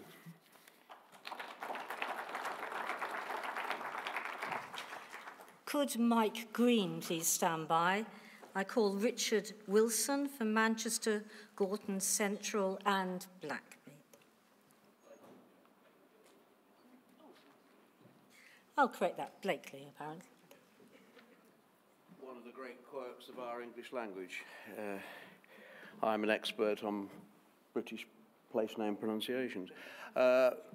Richard Wilson, proud native of the city of Leicester, although unlike my 15th century namesake, no one has yet succeeded in burying me under a car park.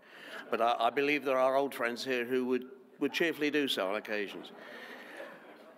I'm an old-fashioned boy. I'm older than I look.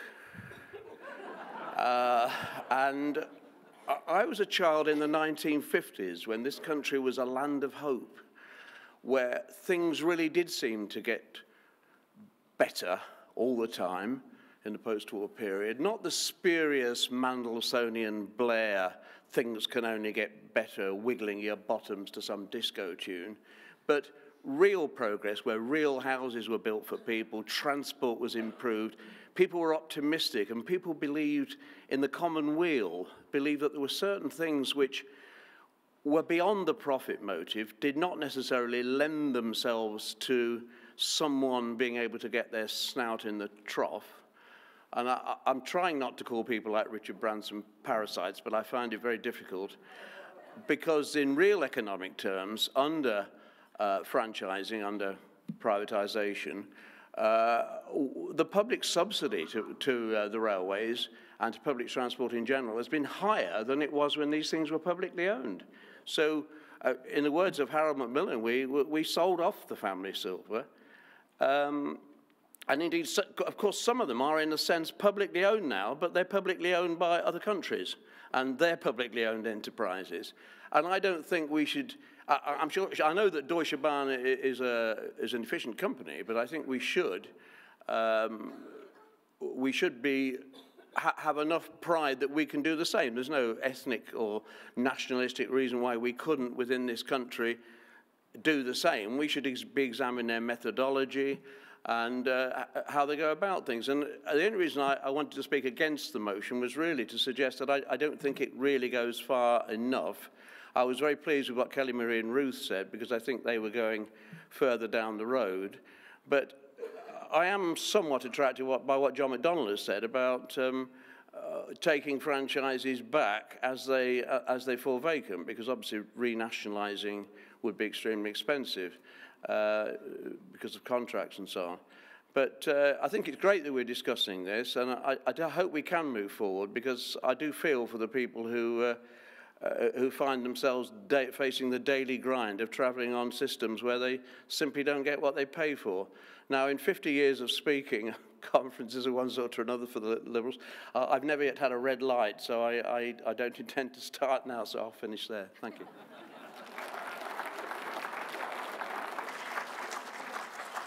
Thank you. Could I ask Christine Jardine to stand by to summate, and now call Mike Green from York.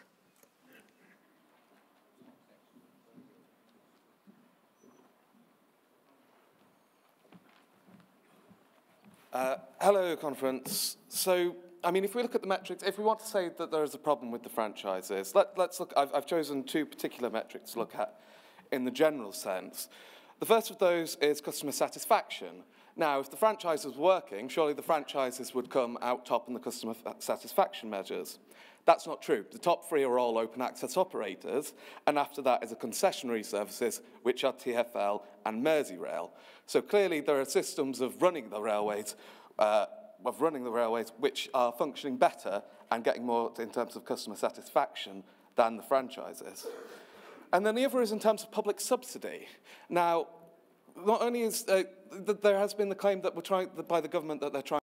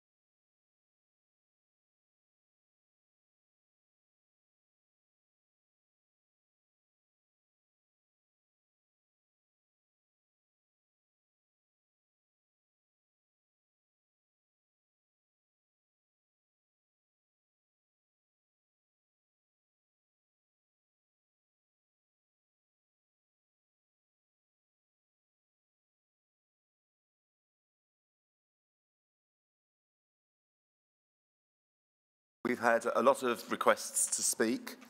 We won't be able to call everybody. But can I ask, if you are asked to stand by, you move towards the stage, and those people that do speak, can you please keep to time, and we will try and get as many people in as possible. Thank you. Can I ask Colin Martin to stand by, and I call Baroness Judith Jolly to move the motion.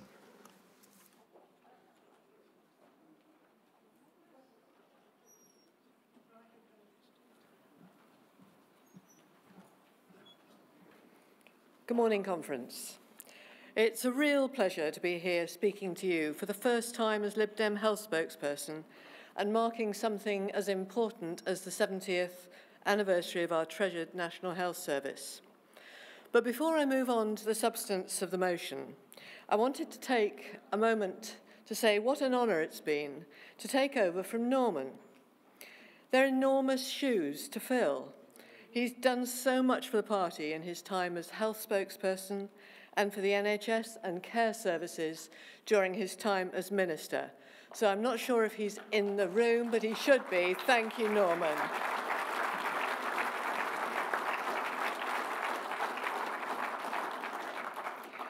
And I know that his commitment is as strong as ever, and he's still fighting, along with a cross-party group of MPs, to get Theresa May to give health and social care the funding that they so desperately need. And she tells him that she has absolute faith in Jeremy Hunt. She might, but I'm not sure we do. But it would be a fine 70th birthday present. So on the 5th of July, the NHS reaches 70. I wish I could say celebrates 70th birthday, but given the severity of the challenges, the dire funding crisis, the staff shortages, treatment waiting lists, I'm not sure how many of our hard-working nurses and doctors will be in a celebratory mood. But among the doom and gloom, we shouldn't forget that there is much to celebrate about our NHS. Not least doctors and nurses and all the hard-working staff. We should salute them and thank them for their unflagging commitment and their professionalism.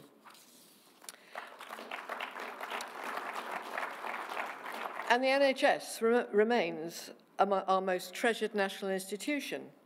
The impact it's had on the health and life chances of the population since its establishment is unparalleled. Now, my father-in-law was one of the first new young GPs in the new NHS in 1948. And he told me that when he started, there were only half a dozen or so drugs available. And those young men and women knew pretty much all there was to know about health. What a change he would see now. In 1948, the average life expectancy for men was 66 and for women 71. Whereas it is now 79 for men and 83 for women. NHS vaccination programs have meant that previously widespread illnesses like polio and diphtheria have now been virtually eliminated in the UK. But I'm not sure that I need to convince all of you how essential our NHS is. And that's why that there are also tough conversations to be had if we want to ensure that in another 30 years, we're marking the centenary of our health service. Although I suspect, who knows, but I'm not sure that I'll be there to do that, but we'll see. Our health services will still be universal, still free at the point of need, and still renowned as the best in the world. But this is not something that we can take for granted. As a party, we've not shied away from recognising the severity of these challenges and putting forward tough but realistic solutions to safeguard the NHS for generations to come. That's why at the last general election, we called for a penny-in-the-pound income tax rise. No party wants to go into an election asking for a rise in income tax, but we know just how desperately the money is needed. That's why Vince has echoed Norman's call on the Prime Minister to bring together a cross-party commission to assess the long-term funding settlement for both the NHS and social care. They can't be thought of independently. And it's also why we brought together a panel of independent experts on the NHS and social care to produce a report on how we provide the NHS and social care with sustainable funding future. And we endorsed their recommendations for a hypothecated NHS and social care tax and an Office of Budget Responsibility for Health. And it's on that legacy of tough decisions and ambitious solutions that this motion seeks to build. And thank you, Daisy, very much for your work in this. We need to continue to be bold about delivering services in different ways, by genuinely joining up health and social care services, by investing in prevention as well as treatment, by supporting pharmacies to transform well-being and health inequalities in the communities up and down the country. Embracing the ways that technological advances and data sharing can help us transform quality of care and medical research. And conference, I note that we have a couple of amendments to calling for a review of the data issues, the issues of data capture, use and ownership. We would welcome ideas from members with expertise in the area of data governance. And I should point out to you, conference, that we are calling just for that, just for a review. Of course, we continue to recognise the vital importance of improvements to social care, which must sit alongside those of the NHS. Alongside the doctors and nurses who are so deserving of our appreciation, we also recognise the vital but underappreciated care workers and also families and friends providing unpaid care to their loved ones. But before I finish, conference, I would like to mention ACOs, Accountable Care Organisations. As a party, we're absolutely committed to joining up and the thinking and the working of health and social care. But as far as ACOs are concerned, we mustn't forget the A of ACOs, and A stands for accountable, and accountable they must be. I appreciate that in a debate like this, it's not possible to cover all of the challenges and improvements we want to see in our health and social care services. So I wanted to conclude by reassuring all of you that this is actually just the start of the discussion and not the end. The party will be convening a formal policy working group on health and social care in the summer, and I urge any of you with a particular interest in this policy area to get involved. So, conference, this motion signals our intention to explore all of these avenues and more, and to ensure that as a party, we remain at the forefront of the debate on the future of our NHS. I urge you to support this motion. Thank you, Judith. Can I ask June Greenwell to stand by, and I call Colin Martin from South East Cornwall, who wishes to speak against the motion. Thank you, Conference.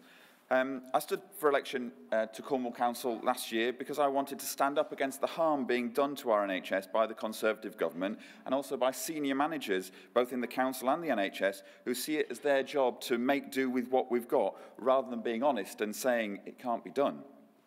I increased the Lib Dem vote from 12% to 51% and beat the Tory. The Lib Dems now control Cornwall Council, and I'm Vice Chair of the Health Scrutiny Committee. So why am I speaking against the Lib Dem health policy, especially from my neighbour, Judith?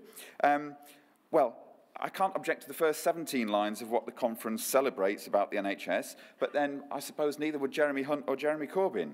I can't object to the next 31 lines of concerns about pressures being faced by the NHS, but then neither would most Labour or Conservative voters. I support the 6 immediate measures at line 54, but we've been calling for those for months already. And the long-term measures, well, of course, they're all great, but they're not exactly radical, and most of them, again, would be endorsed by other parties. Most importantly, they fail to address the fundamental problem at the heart of the NHS. Doctors, nurses, and other healthcare professionals at the front line aren't allowed to do just what's right for the person in front of them. Instead, they have to ask, is this intervention covered by my provider's contract? When a little old lady on a coach holiday to Loo starts feeling ill, she goes to the local GP. Now, the GP is supposed to say, well, I'm afraid because you're not registered on my list, I'm supposed to send you to get yourself in a taxi several miles up the road to the Liscard Minor Injury Unit, who will treat you and then submit an invoice to the clinical commissioning group with which your local GP practice is registered. But of course, she doesn't do that. She takes care of the person in front of her. And I could, if I had 15 minutes to talk, I could tell you endless examples of where professionals want to care for the person in front of them, but the contract with their provider says you're not supposed to do that. So, I'm sure you're going to support the motion. Who wouldn't? But I hope that you're not going to go home thinking that the job is done. We're a radical party, and we need radical solutions. We need to end the system which treats patients as widgets in a production line. We need to give professionals the freedom to do what's right for the patient in front of them. It's not just about more money, although we do need more money. It's not just about integrating council and NHS commissioning, although we do need to do that too. It's about trusting the experience and professionalism of the staff who work at the front line. It's shameful to have to admit that trusting doctors and nurses to do what's right for the person in front of them would actually be a radical change from the NHS we have today. So that's why I'm gently urging you to vote against the motion, although I know that you agree with all of it really, but that we need to do further work to make sure that we get the job done. Thank you. Thank you very much. Going to ask Lee Darg to stand by, and I call June Greenwell from Lancaster and Morecambe. Thank you, Conference. I'm delighted by this motion in general, but I have some concerns about lines 41 to 42. It's quite true that the NHS and care services are complex and they're interlocking. They're not always easy to understand. But the implication of these lines is that it's difficult to identify where accountability lies. I don't feel that it is, and I don't feel that's impossible to communicate to our local people. So there's a phrase that was used at last night's fringe meeting, yesterday's fringe meeting on on this future of social care. If you haven't picked up a book on this with all those contributions, please do so. It's invaluable. The question that was mentioned, and it's become a mantra for what's happened for NHS reform plans, is why not at home and why not now? It's a phrase that's easy to say, and it's sadly very easy to answer. You just have to think of comparing two everyday, and they are everyday scenarios. Mrs. A can afford to pay £20 an hour, 2 or 3 or 4 times a day, every day, for home care support, and £20 an hour is a fairly average sum. When she needs hospital treatment, she can be discharged promptly because she knows the care support's there. Mrs. B can barely afford 1 hour of care, and she's heard that her home care provider is likely to close down. If she goes into hospital, she's relieved to be there because it's not costing her anything.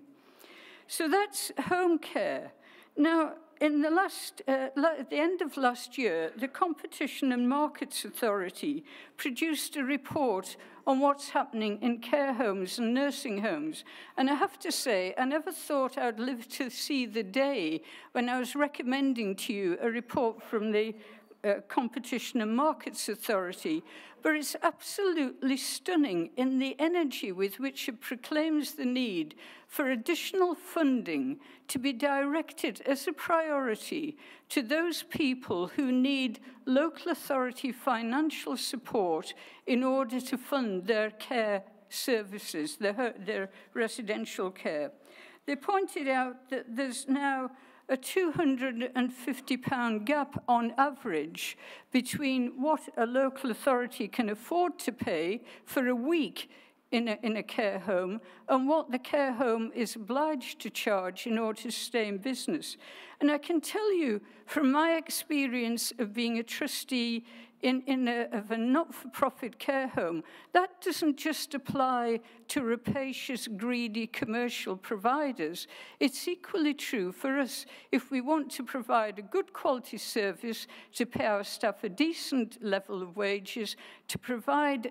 Can you bring your remarks to a close, right. please? So, finally, what I want to say, our Constitution requires us to seek a society where no one is imprisoned by poverty. It's so easy to think of poverty in relation to homelessness and food banks and such items. I want to say to you that we need to add into our understanding of poverty the need to support more effectively those people who need financial support from the local authority and ensure that the local authorities are able to provide it. Thank you. Thank you. Can I ask speakers to keep to time so that we can get as many people to speak as possible? Will Norman Lamb please stand by, and I call Lee Doug from Birmingham Ladywell. Thank you, Chair. Lady Wood, sorry to pick you up on that bit. Good morning, conference. I just want to thank Daisy, first of all, for this motion. I think it's fantastic. I understand the gentle push earlier to vote against. I urge you to vote for. But, of course, we don't end policy here. We can always add and amend in the future. So this is not the end of the road. Good luck to Judith as well. You did some great work, perhaps unrecognised, under Coalition to improve the 2012 Act. So glad you got this role.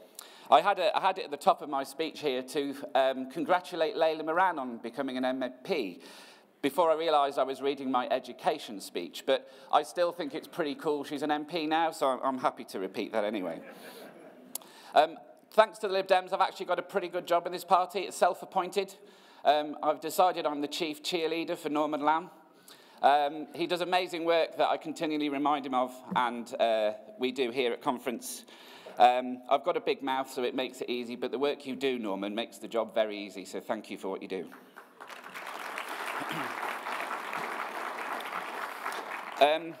Most of you know I go on about mental health, and I'm going to go on about it today as well. Really pleased to see the lines in the education motion that we voted for yesterday, that it's key that we focus, I argue consistently, on young people. Not only young people, but the evidence and everybody in the services know that if you catch it early, you can do a lot of extra help and stop them gaining problems later in life. We heard from Mosin on Friday night, people travelling hundreds of miles to find a bed for a treatment. That has to stop.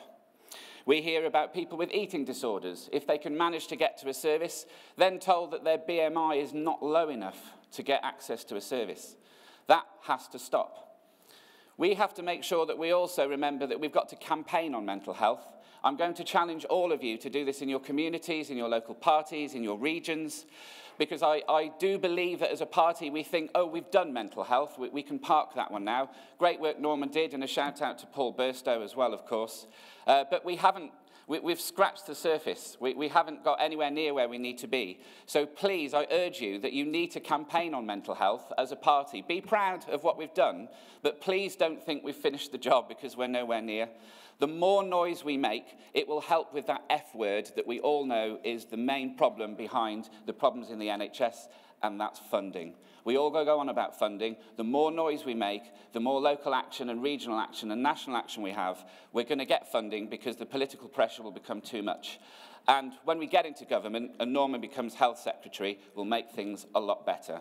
Please remember, we must continue to campaign. You must shout out about mental health and make sure that you support what the party's doing. Thank you. Thank you. Will Claire Cape please stand by? And I call Norman Lamb, Member of Parliament for North Norfolk. Well, it's a great pleasure to follow my very good friend Lee, and thank you for your kind words. And thanks also to Judith as well.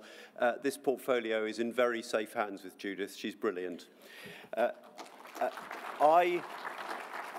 It was a great honour, you know, back in October 2014 at our conference, that I, as the Lib Dem Health Minister, announced the first ever maximum waiting time standards for mental health. And it was to start to correct an extraordinary omission by the Labour government, actually. When they introduced maximum waiting time standards in the NHS, they left out mental health, extraordinarily. And our vision then was to have comprehensive waiting time standards in mental health so that we matched the rights of those with physical health problems, an ambition sadly since abandoned by this Conservative government. And we started with introducing a standard for early intervention in psychosis. The standard was to start treatment in 2 weeks and that you got access to the full evidence-based treatment programme. Why is that important? Well, for teenagers in particular who experience a first episode of psychosis, we know the evidence is there that if you intervene quickly, you can rescue that person. You can give them the chance of a good life that the rest of us take for granted. But if you neglect that condition, then that person stands the chance of a pretty depressing life, a life with difficult relationships, a life probably without work. And the evidence is there of the economic impact. For every £1 you invest, you save £15. So it makes sense both in moral terms, but also in economic terms. So in the last few months, we have carried out a survey to find out what's happening with that standard. The government claims that it's being met because the right percentage are starting their treatment in 2 weeks. But what treatment are they receiving? We discovered that only 29% of trusts across the country are actually delivering the full evidence-based treatment package. We discovered that only 50% of the total amount of money that you need to spend to deliver the full evidence-based treatment package is being spent across the country. And just think about this. Think about a cancer patient who is told, you can have half your chemotherapy, but then we have to stop because we've run out of money. There would be an outcry. The Daily Mail would go apoplectic. It would never happen. And yet it's happening in mental health across our country every day of every week. It is discrimination at the heart of our NHS. So I want this party to lead the fight for equality, for equal access to treatment, whoever you are. Equal citizens, no second-class citizens, no discrimination. Mrs. May, you exposed the fact that there is a burning injustice for those who suffer from mental ill health. Well, you've got the power to do something about it. End this injustice now. And we have to keep the campaign going to ensure that that happens. Now, we will not secure justice for those people with mental ill health until we address the chronic underfunding of both our health system and our care system. That is why this party is right to go out there and make the case for a penny on income tax for the NHS and the care system, and in the longer term to have a dedicated NHS and care tax. And we are right also to argue that parties should work together for the common good and call Jeremy Corbyn out. The reason he won't participate is because he wants to weaponise the NHS. He's not interested in patients. We are. We have to make the case for working together and for getting proper funding so that we secure justice for people who need care now. Thank you very much indeed.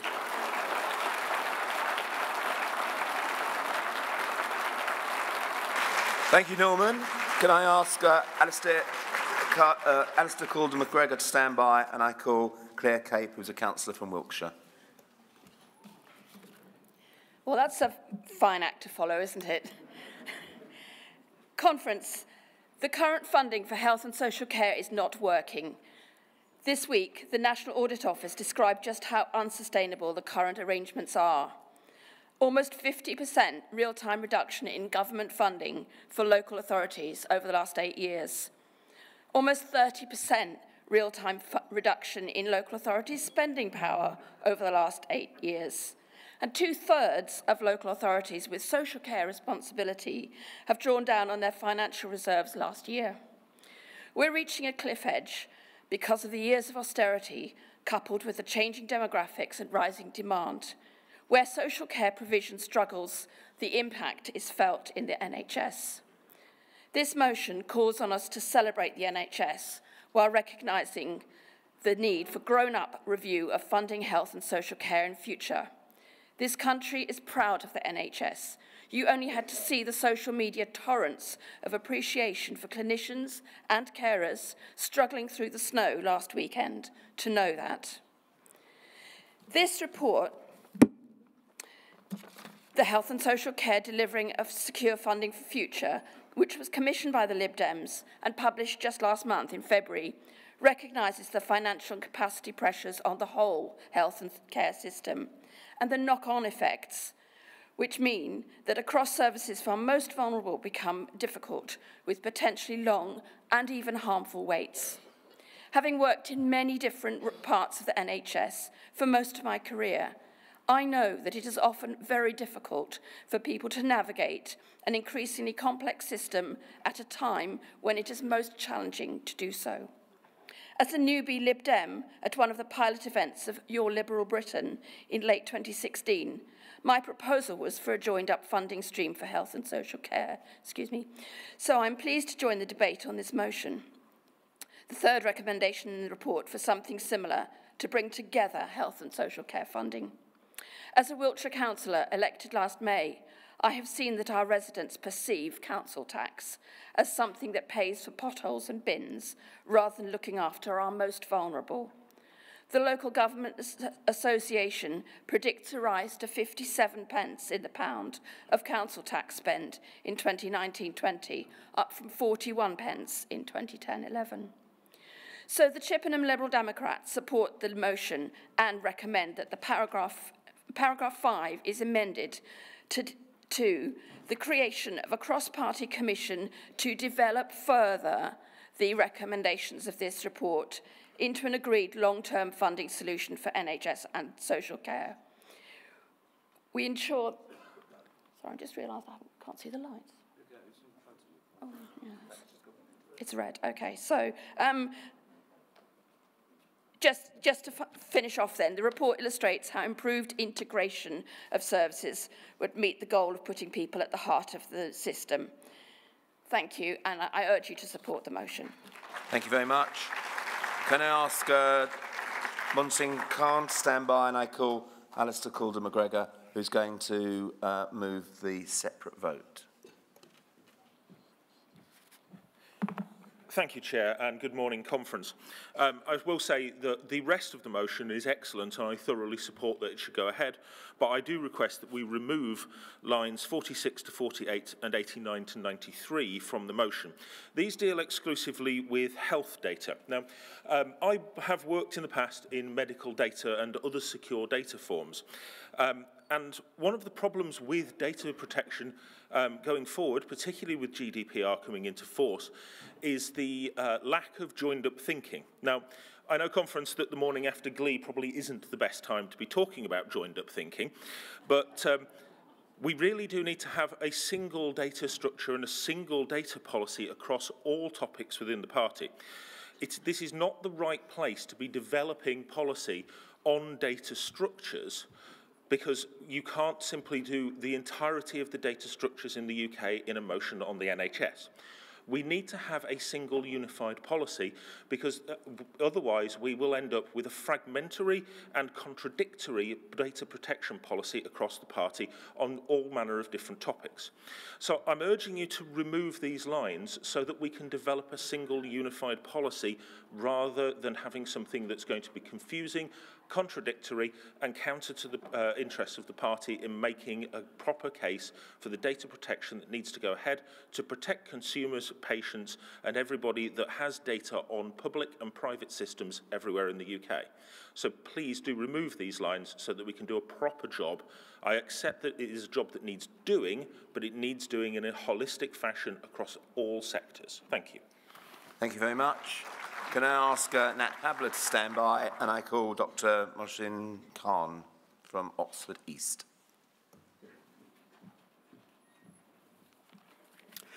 Conference. I back this motion, including the health data lines that Alistair talked about.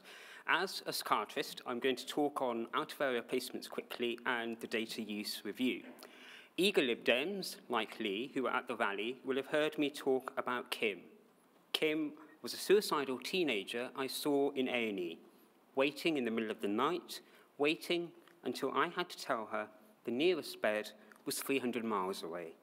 Far from parents, in an unfamiliar city. That's shocking that we still put our young people through that. It would never happen for a kid with a chest infection or a broken bone. Out-of-area placements need to become history.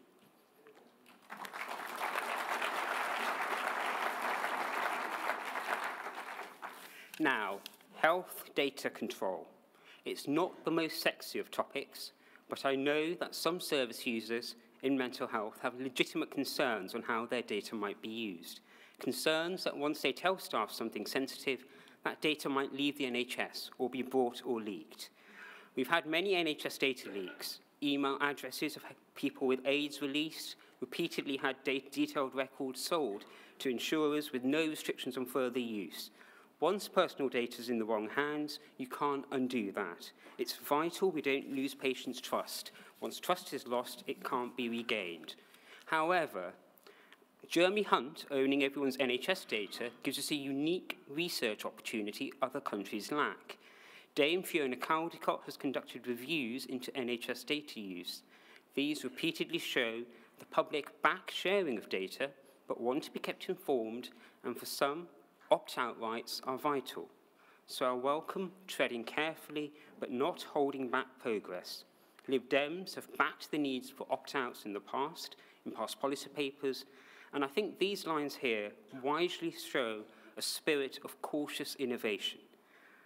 Overall, this great motion sets out a great vision that we're the only party that will safeguard the principles of the NHS, offering quality care no matter what you earn. We are the party of the NHS, and I urge you to support this motion in its entirety. Thank you. Thank you. Can I ask Michael Kilpatrick to stand by, and I call Nat Pabler from Redbridge.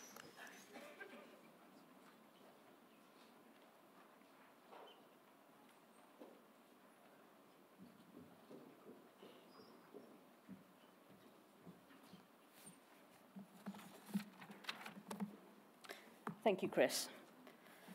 Conference. What does the re-establishment of an NHS bursary mean?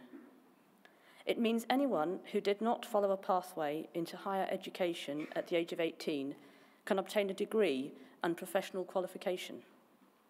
They will be able to access training to enter nursing or the allied health professions. They will be able to do so without having to experience the fear of crippling financial debt. We hear so many stories of young graduates in debt, sometimes in excess of £50,000, that for a mature student who may have a family or a mortgage or other financial commitments, this can be an insurmountable hurdle.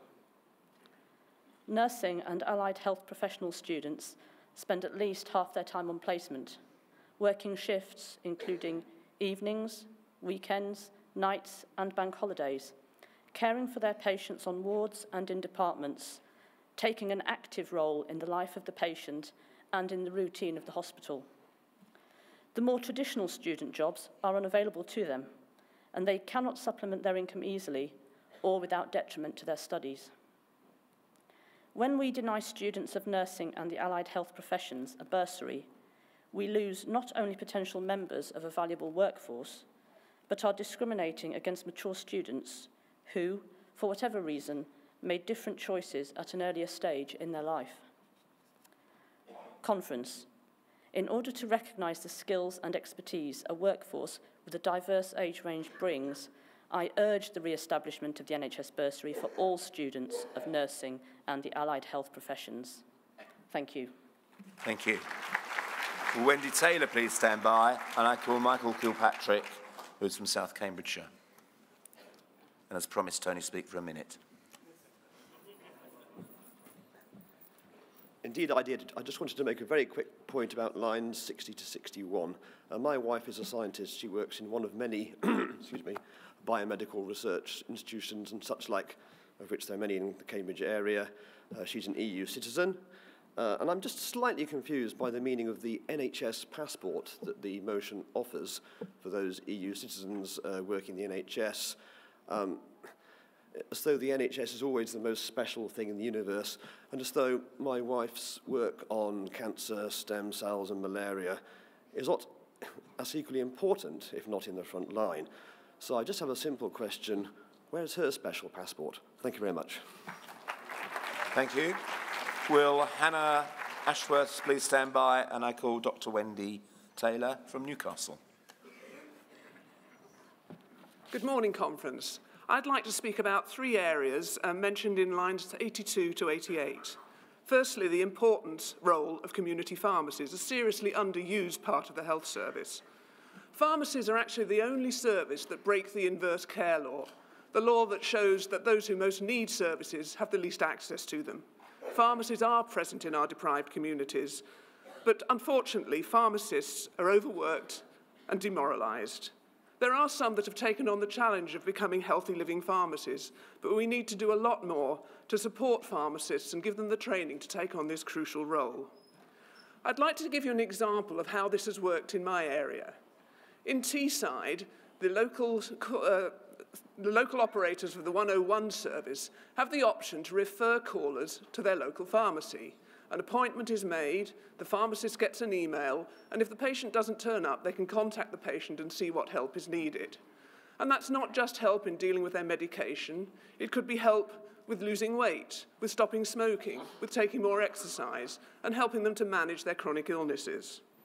So this is a system that I think we should promote across the country. And that moves me on to prevention. Everyone talks about prevention, but it's not really taken seriously. We know that huge savings can be made by stopping ill health. Firstly, on an individual basis, by dealing with obesity, the problems of chronic illnesses such as diabetes and heart disease, and on a population basis, by encouraging healthy diet, exercise, and stopping smoking. Our local CCG thinks this is a great idea. They're very keen, but they haven't got any money.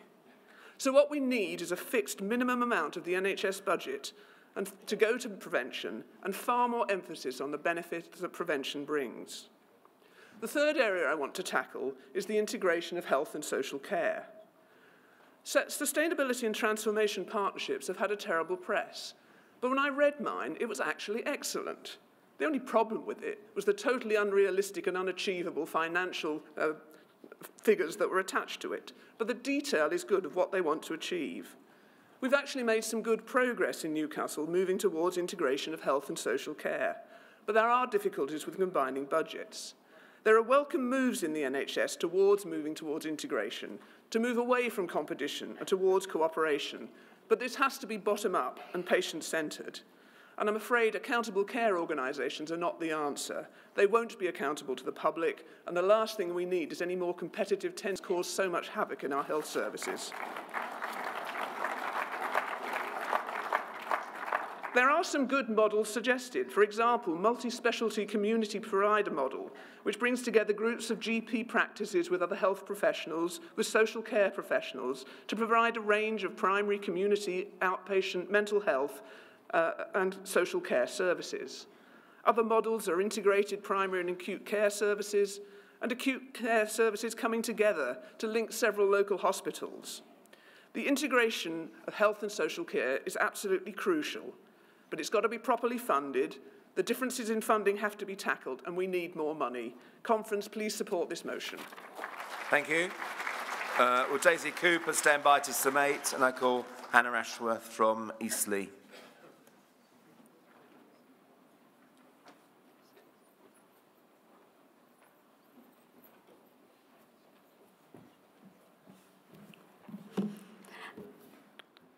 Hello Conference, and also a massive happy 17th birthday to the NHS. 70 years of providing wonderful care to the point of delivery from the cradle to the grave. Yes, it has been a struggle, and we've seen the NHS hit with many, many cuts. As a student nurse, I was one of the lucky ones. I was the last intake for the NHS bursary. However, without this bursary, I would not be able to do my degree, as it pays my rent and for my travel to placements. But whatever happened to supporting our nurses and doctors? I don't feel supported by my government. I feel victimised by my government, who said there was no magic money tree, but there was a piggy bank for enough money for the DUP.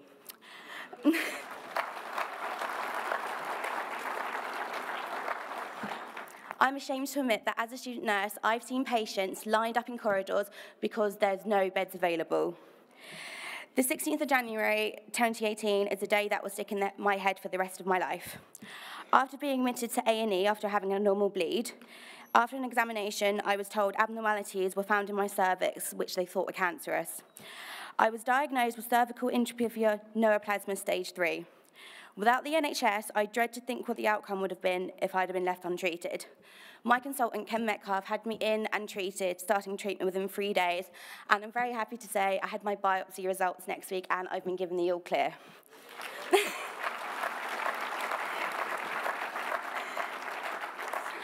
But also, what about the mental health of our NHS staff?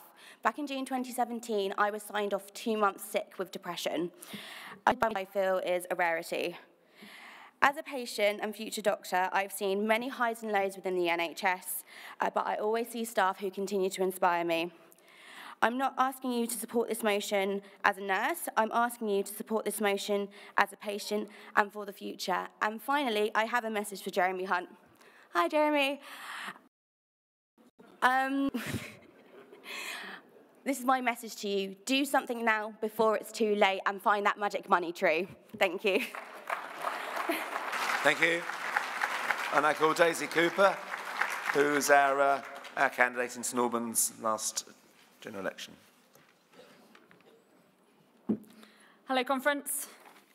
So I brought a motion to you last autumn imploring you to save the pubs. So I thought we'd up the ante by setting out our stall as the only party with a plan to save the NHS. We've had a brilliant debate. We've had lots of interest, lots of speeches, and there were also lots of very good proposed amendments, only some of which could be included. Let me address some of the comments we made today. Colin, congratulations on your election. I can reassure you this is an NHS at 70 motion. It is not a full health and social care motion, but that will indeed be the next step as Judith set out. June, you rightly reminded us of our constitution, the fact that we have all signed up by joining this party to make sure that nobody is enslaved by poverty, and the gap in money between the amount of money that a local authority can give to a care home and how much a care home must charge does in fact condemn some of the most vulnerable people in our society to that poverty. Lee and Norman, you both rightly urged us that we must continue to campaign on mental health. The work is not done. We must tackle the discrimination at the heart of our NHS. We must end that burning injustice now. Claire, you rightly reminded us why we need to campaign for further funding and why we must have integration between health and social care. Alistair, you called for a separate vote. I understand your concerns, but I don't agree with you. The only recommendation in this motion is simply to call for a review. The review could, in fact, just review the use of health data that could then feed into an even bigger review on data structures more broadly. So I don't think we're at odds there. Mohsin and Pabla, you put a human face on some of the challenges facing people day in, day out. The story of Kim, who has to suffer an out-of-area placement, and the importance of what a bursary means to student nurses and students of allied professions. Michael, where's the special passport for your wife? Well, let me remind you that we are the only party demanding that Theresa May answers that question. I understand your concern. We are the only party that has consistent and continually campaigns for the right of all EU citizens to remain in the UK. But the problem we're tackling in this motion is that we already have a staffing crisis in the NHS, and Brexit is making it a lot worse. Pharmacies, yes, they're incredibly important, and there is a role for them in tackling health inequalities. This, in St Albans, where I live, a relatively wealthy city compared to many other parts of the country, there are some shocking gaps in life expectancy. A man in Sopwell Ward can expect to live to the age of 77. Just a 10-minute drive to the north, in Martleswick North, a man can expect to live to 87. That is a 10-year difference for a 10-minute drive. Conference public support for the NHS and its founding principles are as strong as ever. And as we approach the NHS's 70th anniversary, on the 5th of July, I am delighted that the Liberal Democrats have a plan to protect our NHS for future generations. This motion sets out our plan to tackle the 3 biggest challenges facing the NHS at 70. We'll tackle funding with ring-fenced 1p tax for NHS and social care. We'll address the staffing crisis with an NHS passport to guarantee the rights of EU health workers and re-establishing those student nurse bursaries and for students of allied health professions. And we will tackle the massive gaps in health inequality by promoting the role of community pharmacies. Conference, I'm 36. The NHS has saved my life 3 times. I urge you, please vote for the motion. Thank you, Daisy. We're now moving to the votes. So we're voting on whether you wish to retain lines 46, 48 and 89 to 93. Can I see those people that wish to see those lines retained?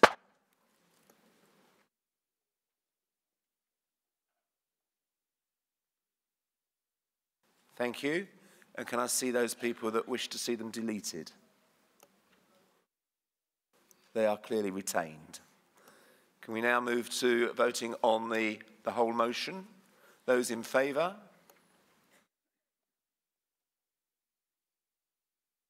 Thank you. And those against? That looks pretty comprehensive. The motion is passed. Can I thank my aide, Liz Lynn, and we move on to the next item.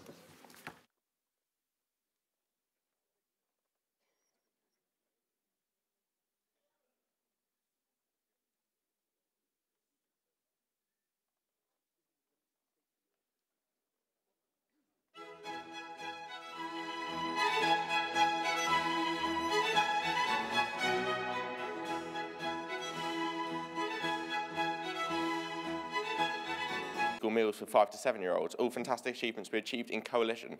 And no one's saying with our amendment, that we're opposed to coalition. It's just not what we're saying with our amendment. What we are saying is that we want to remove the phrase progressive because it's got the connotations, Conference. It's got the connotations that we will quite happily get into bed with the Labour Party and the Green Party.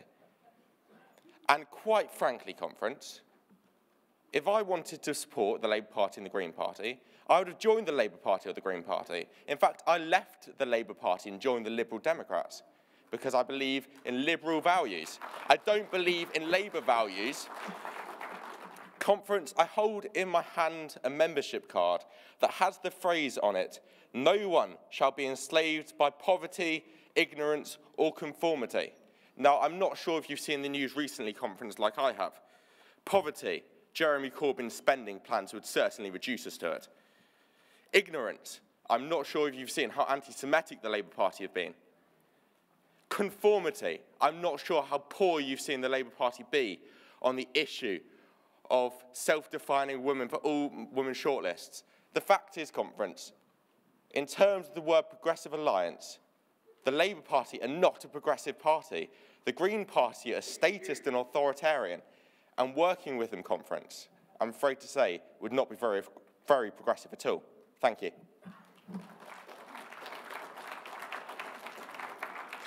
I ask Laura Gordon to stand by and now call Councillor Richard Kemp.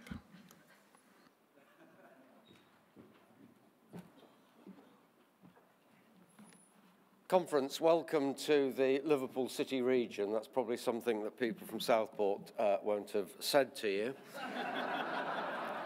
And perhaps a reminder to Vince Cable, when he talks about people fighting a Labour Party, there's a city 25 miles from here. We've been doing it since he was in the Labour Party. So that indicates to you that I'm in a fairly bad mood, which is why I'm asking you to vote against this strategy. And I'm going to do that for 2 reasons. One is, our President has rightly said, this isn't a normal strategy, it's not a business strategy. I don't think it's a strategy at all. Where are the outputs, where are the inputs, where are the outcomes, where's the allocation of resources? That's what a strategy is. This is just a collection of good things. We don't need to pass this resolution to do those good things. Some of those have been doing most of them for a long time. The only exception, of course, being digitisation, because when I joined this party, the only digits you had were on the end of your hand. So, why don't I want you to support it? Well, it's become...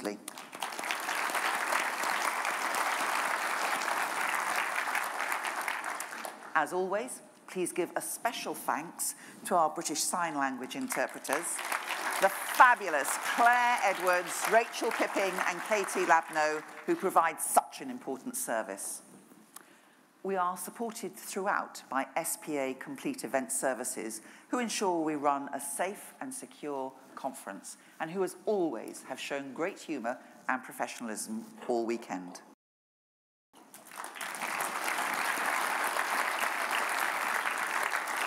And a big thank you also to our conference sponsors, exhibitors, advertisers, and fringe organisers who've created an interesting debate outside of the main conference auditorium.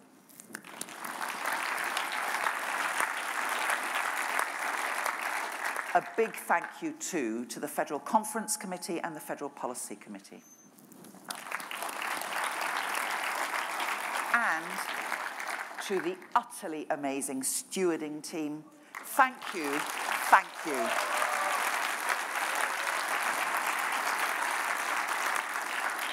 And thank you also to the parliamentary staff and the whips offices who do an enormous amount here behind the scenes.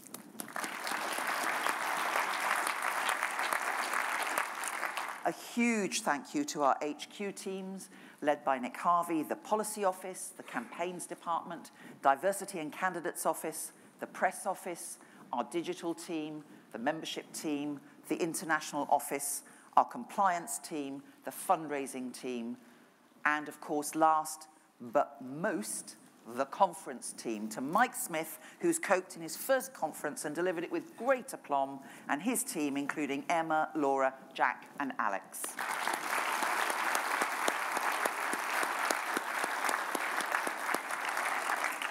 And finally, I want to say two more thank yous. First of all, to you, the members. The debates we've had over the last 2 days to me that the conference is more than just delegates coming together. You have argued motions, created party policy, attended training and the exhibition, renewed friendships and made new ones, and even challenged the establishment. And my last thank you, I want to thank our new leader, Vince Cable, for his phenomenal dedication to our cause and his principles and professionalism that make him and all of us stand out from other parties. Thank you, Vince.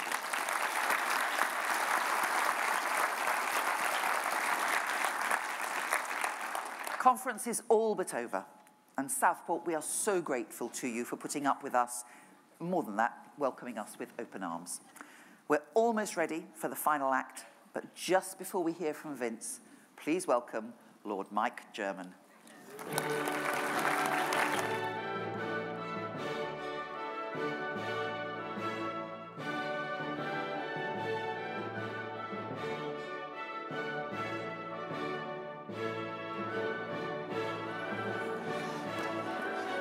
I guess you recognize the music. Beethoven, long dead, but obviously very famous because that was, of course, the European national anthem. And if you didn't know that, welcome to a European-style event. I'm going to ask you some questions in a moment. You'll know that every conference... Oh, by the way, are there any first-time conference goers here? If you are, put your hands up.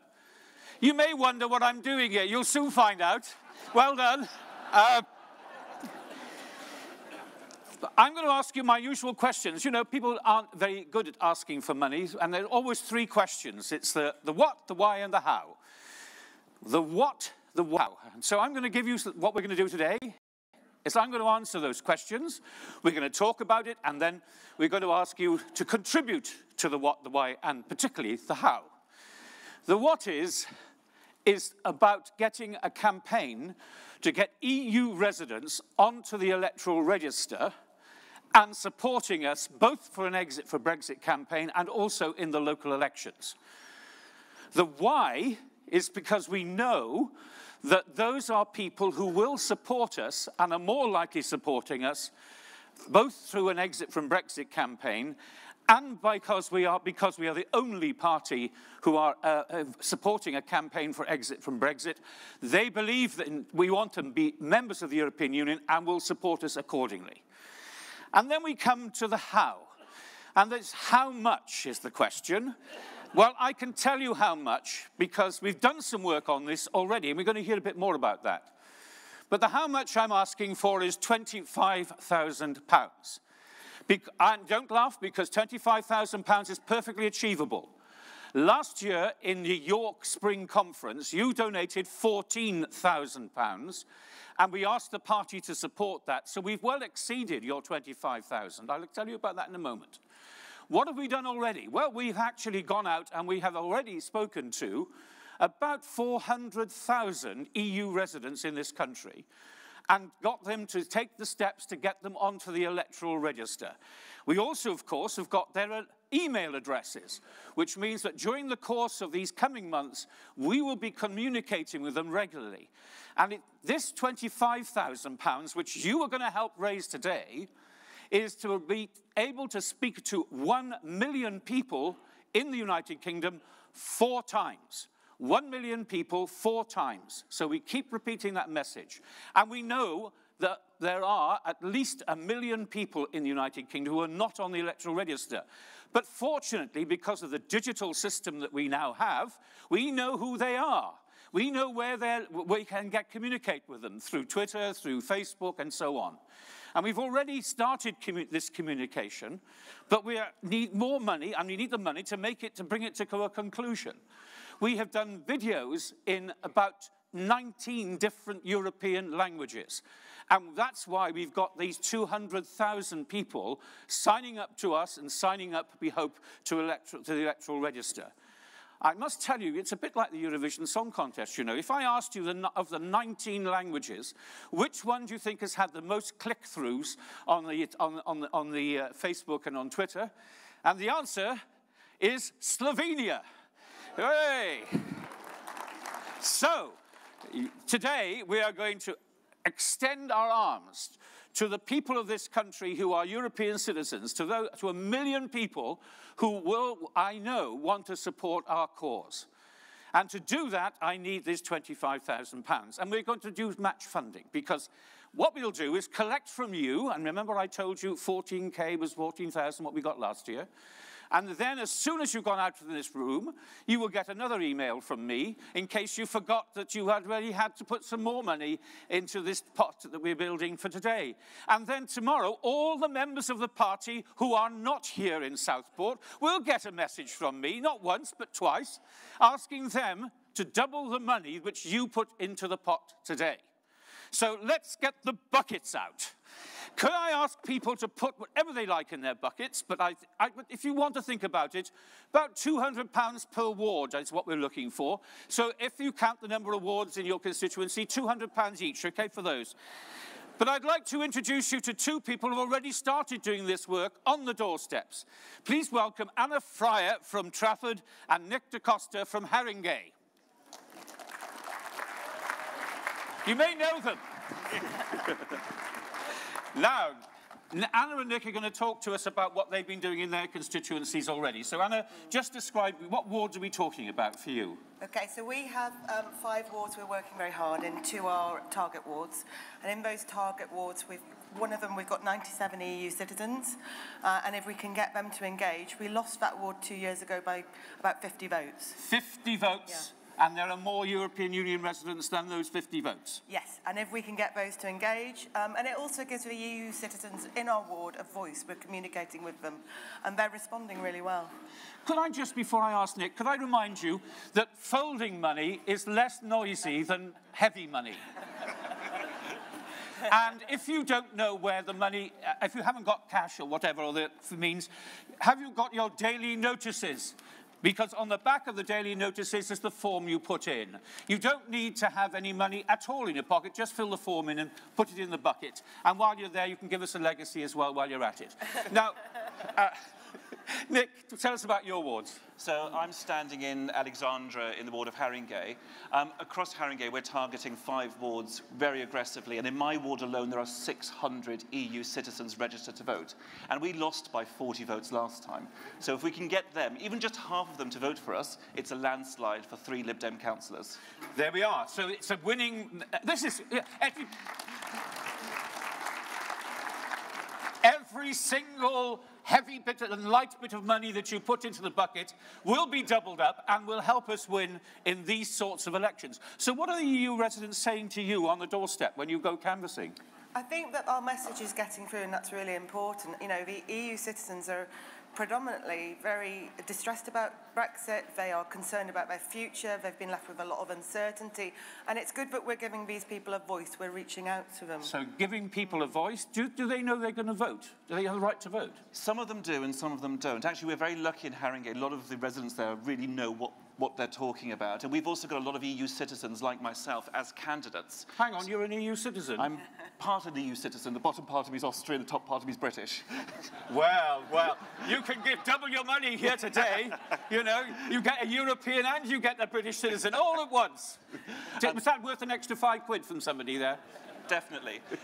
Also, my co-candidate in my ward is Italian, and we've seen so many EU citizens coming up to us and say, thank God there is a party that is standing up for EU citizens. Thank God for the Lib Dems. Yeah, so the message is getting through.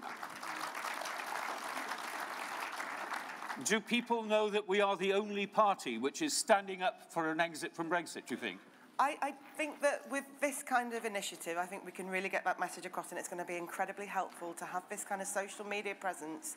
So I think it's really important people donate and as much as they can, really. And very, very good. That's a very good message, don't you think? I think that's exactly my message today, that if you really want to win elections and get people on side, you can put your money in the buckets and we can win elections. But also it means that we're actually communicating with people who believe in our cause very strongly. And of course, they didn't get an opportunity to vote in the referendum campaign, but they can vote if they have the local elections this year as well. So it's getting people onto the register and getting people to vote that will make the difference in wards like the wards that you two have. Is there any message that when you're going around that you say on the doorstep that's very particular? How do you start your conversation with them? So I started saying, I'm an EU citizen and I know exactly what you're going through. I've got family in Austria. I've got concerns what's going to happen after we leave the EU. And the Lib Dems are standing up for you. It's actually quite a natural conversation. And we have people coming up to us, EU citizens coming up to us at street stalls, or even just when we're walking through the wards delivering focuses, going, I'm going to be backing you because I know what you stand for. And what about you? Anything different to that? Or you? Absolutely the same. I mean, we let people know that they can register to vote, they can vote because people don't know.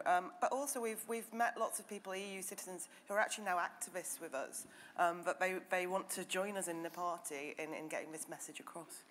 Could I just ask you all to pause? We're going to have more talking because Ed Davey is getting his credit card out. I mock not. We'll give you plenty of time. Take your time, Ed. If you've got 2 credit cards, we can take money on both of them. It's all right. Don't you worry about it. We could take money in any variety whatsoever. We know that the campaign that we've been so far is roughly about £200 per ward to get at those people who are not on the electoral register. And people ask me, how do we know? How do we know that when you're going down the street that these aren't on the electoral register, but we know there are people living there?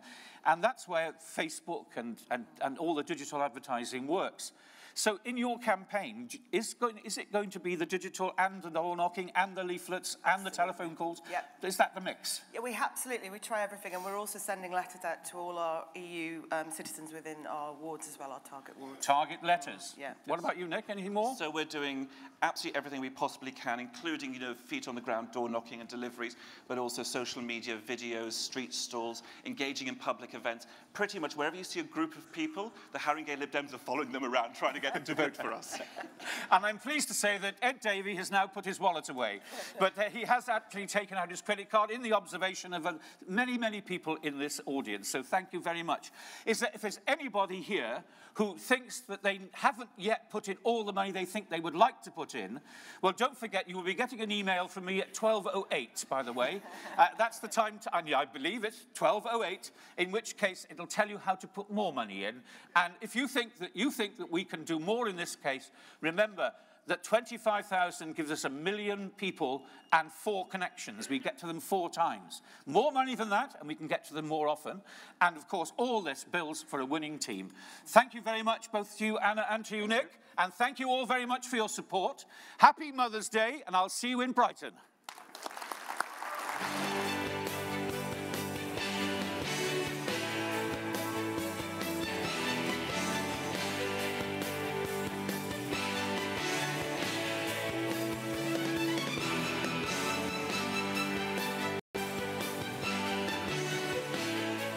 Please welcome Leader of the Liberal Democrats, Vince Cable.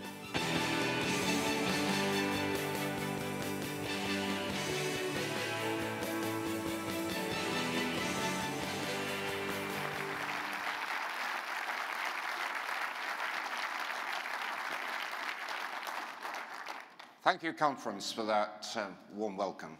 And it's good to be back in Southport. I was last here in October. It was pouring with rain, and the local party was licking its wounds after a difficult general election. And there was a challenging council by-election to fight. But a week later, our candidate, former MP John Pugh, was swept onto Sefton Council with a big majority and more than half the votes cast. So congratulations, John.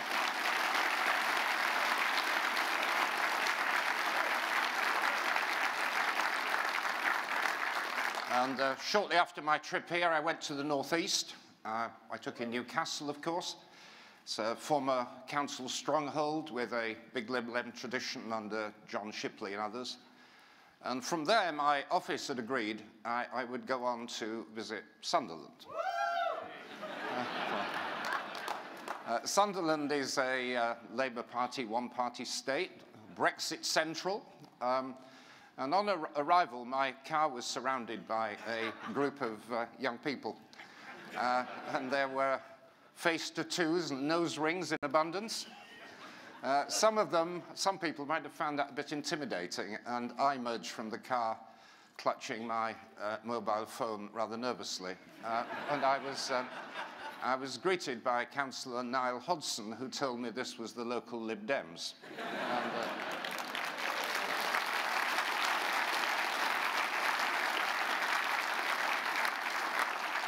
And, they'd captured 2 Labour strongholds in as many years, and a few weeks ago, they did the same a 3rd time.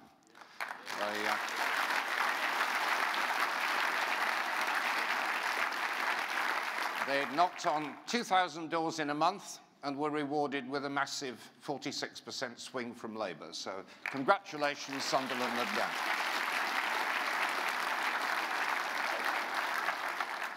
And these local successes are reflected across the country. Tinbridge and Tyneside, Norfolk and Cornwall, Somerset and Sussex, in Leave areas, in Remain areas, against the Tories, against Labour.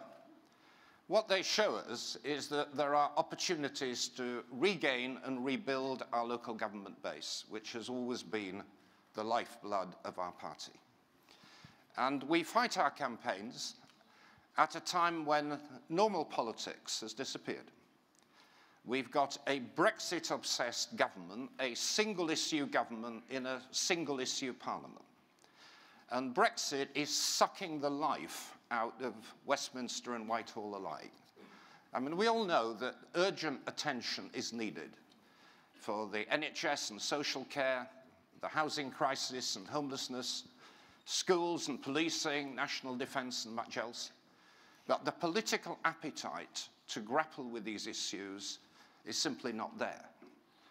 The greedy Brexit machine is devouring all the political energy that's needed to get the country moving forward. Now, people were told that Brexit would be simple and cheap and good-natured.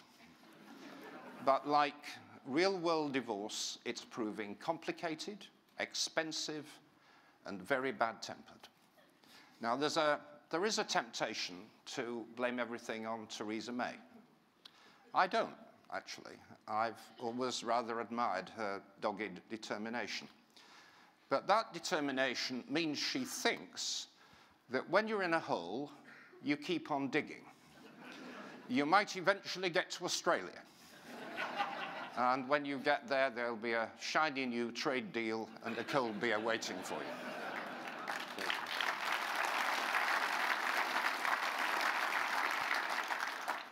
She's one of quite a number of otherwise sensible people who persist in a course of action that they know to be foolish and damaging and wrong, and they say, well, you know, let's just get on with it.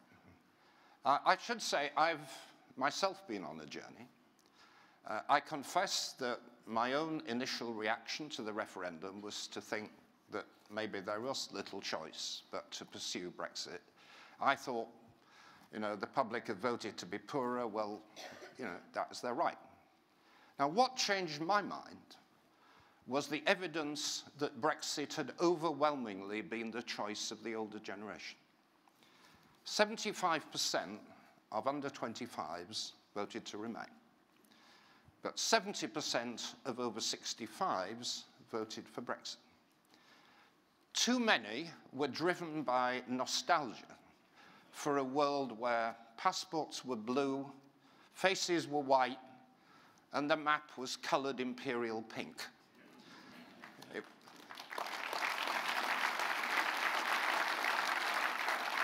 And it was their votes on one wet day in June which crushed the hopes and aspirations of young people for years to come. Now, the excuse for this outrage, it was an outrage, was that there's a vision of a global Britain signing lots of new trade deals, and that is a fraud. Because far from opening our arms to the world, what we will be doing is tearing up preferential trade deals we already have with 27 countries in the European Union and 74 outside it. There is no more eloquent testimony to the government's folly about trade than that at a time when the world is descending into trade war, they put more faith in the warmonger in Washington than they do in our friends and trade partners in Europe.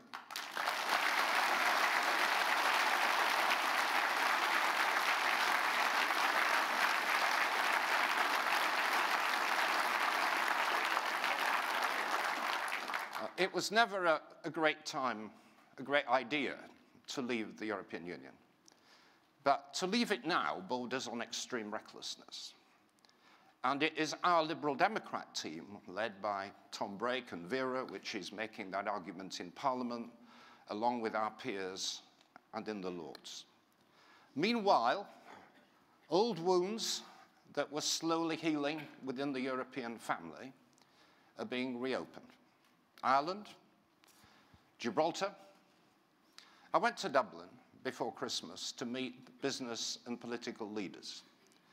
And they are afraid, very afraid, that the Good Friday Agreement and the close economic links with Britain will be trashed to accommodate the Brexit hardliners. And the Gibraltarian government is afraid that their people, I mean our people, they're British citizens, will be sacrificial pawns in the needless rush to the European Union exit door. And when all these crucial questions are up in the air, we still don't know which faction of the Conservative Party will win. Because there are two wholly different views of Brexit on offer. One of them is to say as close as possible to the rules of the single market and the customs union to minimize the damage. To be like Norway with a customs union attached. That's the so-called soft Brexit. That's plainly more sensible economically than the alternative, but it raises the obvious question, is why on earth bother to leave? And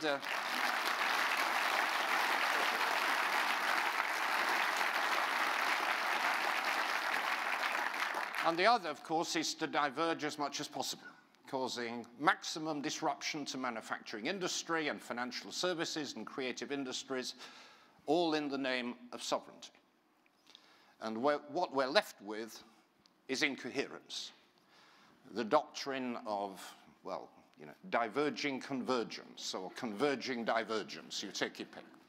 But the one certain consequence is that with a divided, confused team of one, facing a united, determined team of 27, it's the European negotiators who will dictate the terms. And this will in turn create the sense of victimhood that the Brexiteers crave, being under the European yoke, as they put it. And I would go so far as to say that Britain is now mired in a protracted, non-violent civil war. And allied to the poisonous rhetoric about traitors and saboteurs and what Theresa May calls the citizens of nowhere, we have a toxic brew fueling the populist right. I mean, what a disgrace that the fool's errand of Brexit that was embarked on to paper over cracks in the Tory party has resulted in hate crime on our streets.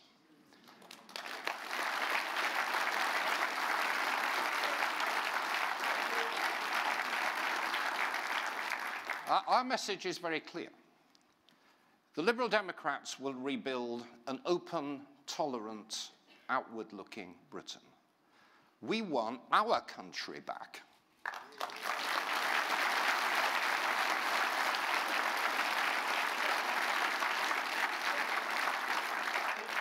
And amid all this, where's the leader of Her Majesty's official and loyal opposition? What does he want? Now, these early days of 2018 have seen Labour make a few tentative gestures in the direction of sanity. But they're very few, and they're very tentative. To be a member of a customs union, not the customs union, still strongly committed with working with Theresa May to make Brexit happen. You know, make no mistake about it. Jeremy Corbyn is letting down the very people he claims to defend.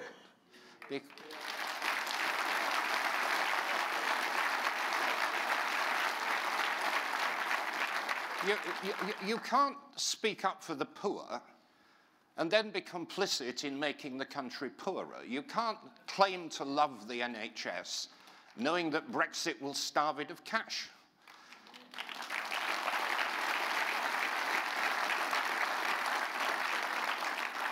You can't be an advocate of strong rights at work and stand by while your country walks away from an organisation that has stood up for workers' rights. The Labour Party has sort of imported into politics the principles of quantum physics. Those of you who know that world will know that an object can be there and not there at the same time. because they believe that you can be for it, Brexit, and against it at the same time. But politics is not physics. And Jeremy, the time has come to decide. There is no jobs first Brexit. But there is a...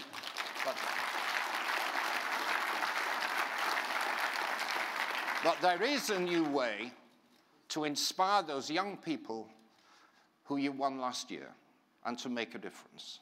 And that's to join our campaign, because together we can win an exit from Brexit.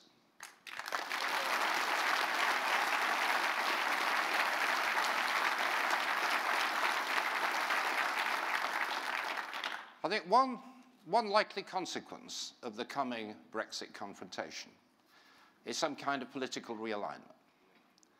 And we've got to be open to working with people in other parties and with other parties. In my own borough, I have encouraged an electoral understanding with the Greens for national and local elections. Now, this approach may not be feasible everywhere in the UK, but it signals the value of an inclusive, collaborative approach to politics.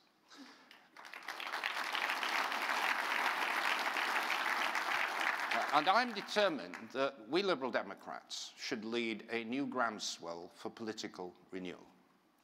Our sister party, the Liberal Party in Canada, under Justin Trudeau, leapt from third to first in a first-past-the-post system that was every bit as unforgiving as ours. And I've turned to them for advice on modernisation, on how we can apply their model here.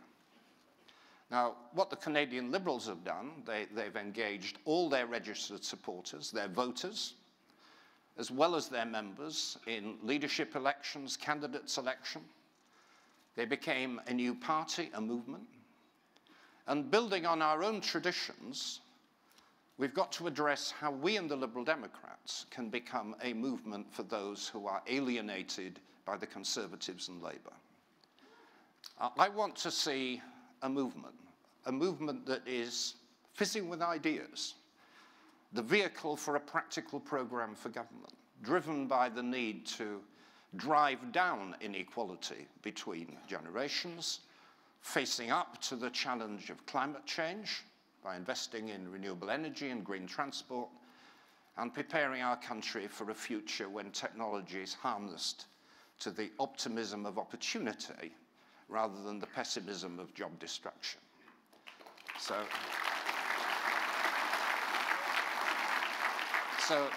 as a party, I want us to think big, to be as radical and forward-looking in our ambitions for the party as we are with our ideas and our policies. And central to that must be an effort to reflect better the society we want to serve. We've celebrated the centenary of women's suffrage this year and International Women's Day last week. We have a better proportion of female MPs in our House of Commons group than we've ever had before.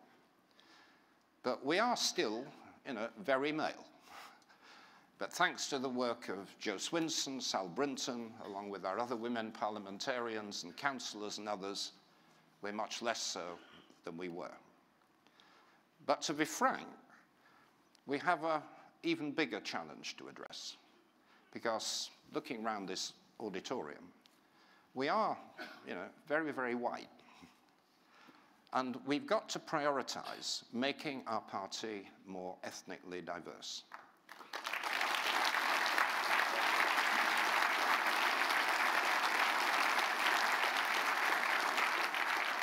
John Alderdice, in his report, has shown us the way. I raised a mixed family in Britain. I've seen prejudice at first hand. And where it's outright or outspoken, it's easy to call it out. And I know everybody in this room would do so right away. But it's the subtle, unseen prejudice which is much harder to deal with. It exists in every organisation. But I want us as Liberal Democrats to commit at this conference to rooting it out.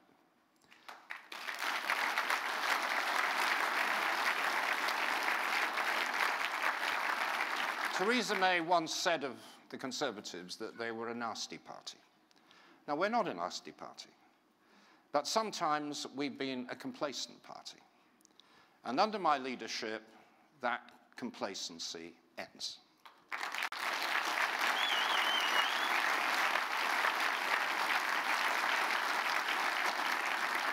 Progress in building a big, modern, diverse party requires help from every one of you. So I ask each of you to leave Southport today thinking about what you can do to make our party a welcoming home for people of every age, ethnicity, gender, gender identity, and sexuality. And in making that effort, I want to arm you with our vision of a new Liberal Democrat Britain, because we have to answer the question, if not Brexit, then what? And I think where we have to start is with an economic model which works, which delivers good jobs, freedom from want, and economic security for everybody. Because for many British people, the collapse of the banking system a decade ago and the austerity and inequality that followed in its work has destroyed their faith in a system of freewheeling finance and light-touch government. To build a fair society, we need an economy that harnesses the energy and the innovation of the private sector, of course, but where the government is not afraid to intervene, to deal with failures in the market and the arrogance of monopolists.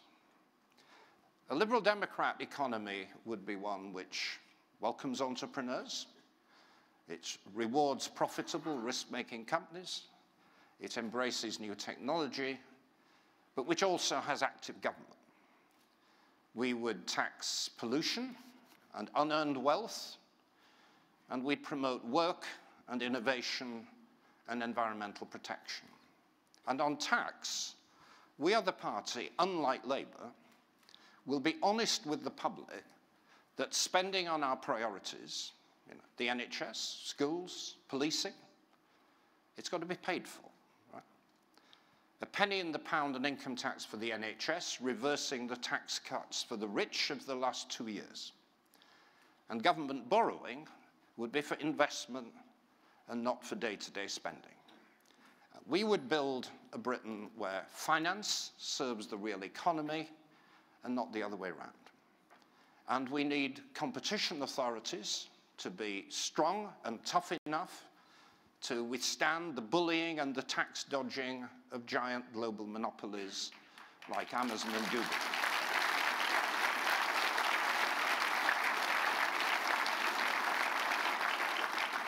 And if necessary, to break up concentrations of economic power. At present, the European Commission does that. In contrast to the feeble British competition authorities, Europe helps us take back control for citizens in the modern digital world.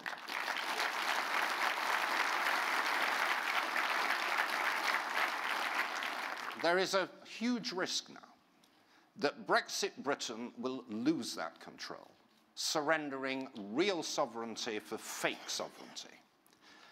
The technological revolution also poses a different kind of challenge. We don't yet fully understand the impact on jobs of artificial intelligence and the spread of automation from manufacturing to professional and other services. I believe, actually, that we should welcome the advent of new technologies and the opportunities they bring. But we've got to anticipate that those without adaptable skills will be badly hurt. And the answer, it's the only answer, is a massive investment in education, in skill training and retraining in schools, in FE colleges, universities, lifelong learning, remote and college-based. The Tories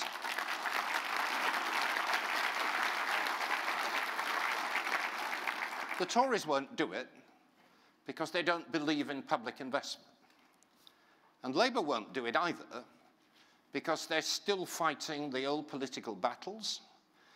And their main education policy is to provide a large subsidy to highly paid university graduates. We mustn't forget that 60% of young people don't go to university, and 80% of the British population never went. And these are mostly the people least prepared for the disruption of technological change, and who've been left behind by Britain's scandalous neglect of vocational education and skill training.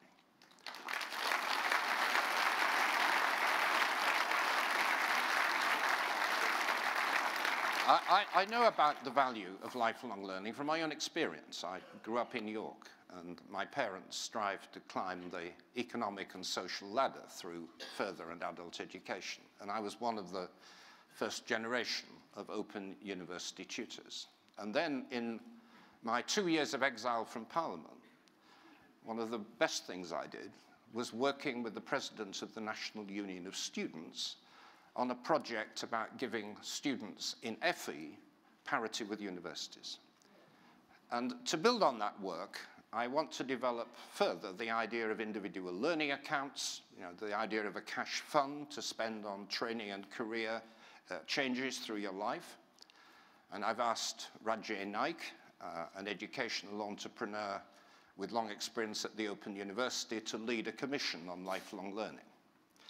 Because these coming years will be more important than ever for giving adult education the priority it deserves. We need to educate people for the jobs of tomorrow, the jobs that will bring a confident Britain, complete with a new infrastructure, including 5G superhighway, fast rail links across the north of England to Wales and the southwest, new tidal lagoons for low-carbon energy, big advances in carbon capture and storage, and all the opportunities offered by offshore wind, which Ed Davey promoted in government, and which today is reaping great rewards for our country. Now,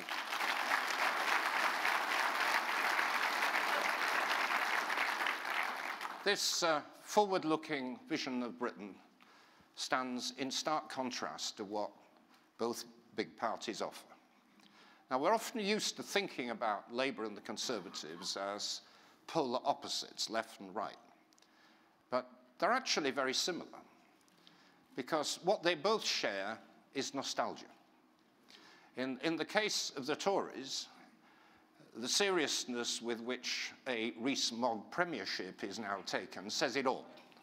This is a man steeped in the values of Downton Abbey, where a world where the working class consists of servants and nannies, where women have babies, no vote, and charities suffice to meet the needs of the deserving poor.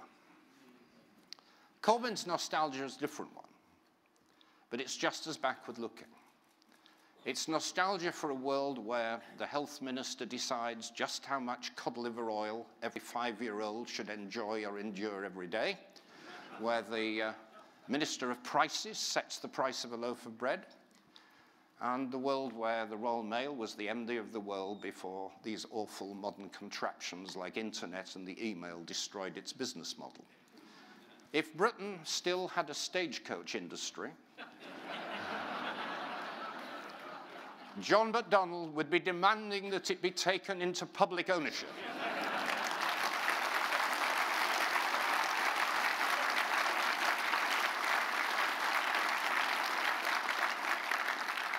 And none of these rose-tinted visions of the future make any kind of sense.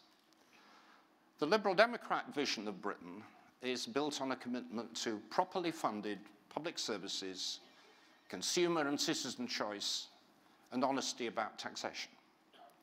For example, as we ask people to contribute a bit more to the health service with a penny in the pound of income tax, we promise a better, more flexible service in return. I mean, the basic principles of the NHS are as strong today as they were when the service was inspired by a great Liberal, William Beveridge. But if Beveridge were alive today, he would see a service whose ambition of universal free healthcare, free at the point of use, is in danger of foundering as costs inexorably rise. So just as we'd protect that service for the long term with a dedicated NHS and social care tax, we, the Liberal Democrats, would also work with nurses and doctors to develop the ideas that would save billions and improve patient experience. So let me give you some example. Isn't it time that when you need to be referred to a consultant, the calendar's shared electronically with the GP, so you can arrange a convenient slot right away without a lengthy exchange of letters? Seems obvious, but it doesn't happen. Or social prescribing, which I saw in action when I was campaigning with Lisa Smart in Stockport. It can divert people from medication to exercise and healthy activity as part of a preventive approach to healthcare. And we need to revisit the principles around sharing patient information. There are blockchain experiments in Leeds where new technology provides enhanced security for data sharing. And crucially, we need to build on the work that Norman Lamb did in government, giving priority and enforcing firm targets for mental health treatment.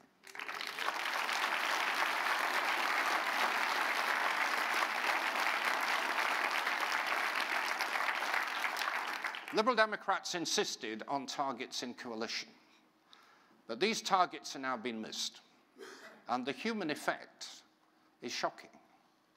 It's simply not good enough that children suffering severe psychosis, sometimes suicidal, are left languishing on a waiting list.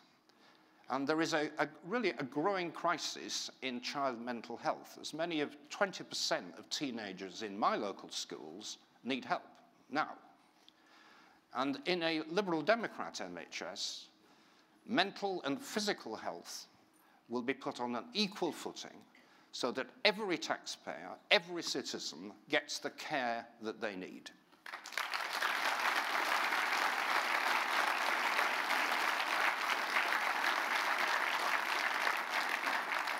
When I won my seat back last June, the number one issue on the doorstep wasn't actually Brexit, as it happens. It was school funding, or the lack of it.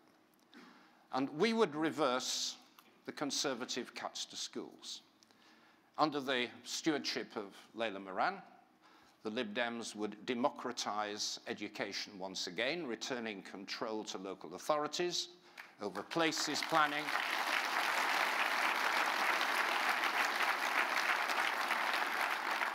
Yes, over places planning and exclusions and special needs. And locally, many of us see the chaotic and wasteful consequences of having free schools and academies engaged in dog-eat-dog competition. And we see wasted time too, because teachers are forced to keep a lookout for the traffic wardens of the education system, Ofsted, waiting round the corner to slap a ticket on those who haven't ticked the right boxes. So Liberal Democrats will bring in a new independent inspection regime which values the overall well-being of individual children and the culture of learning in the school. We want a wider curriculum, reversing the current exclusion of performing arts and languages, and introducing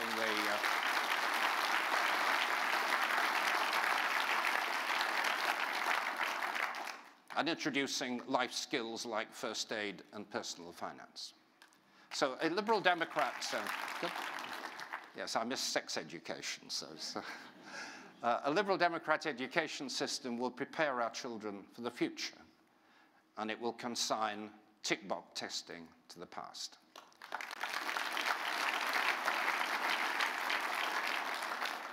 By making ourselves once again the party of education, we commit to redressing the imbalance between generations. And nowhere is the sharp generational divide in Britain greater and more bitterly felt than in the housing market.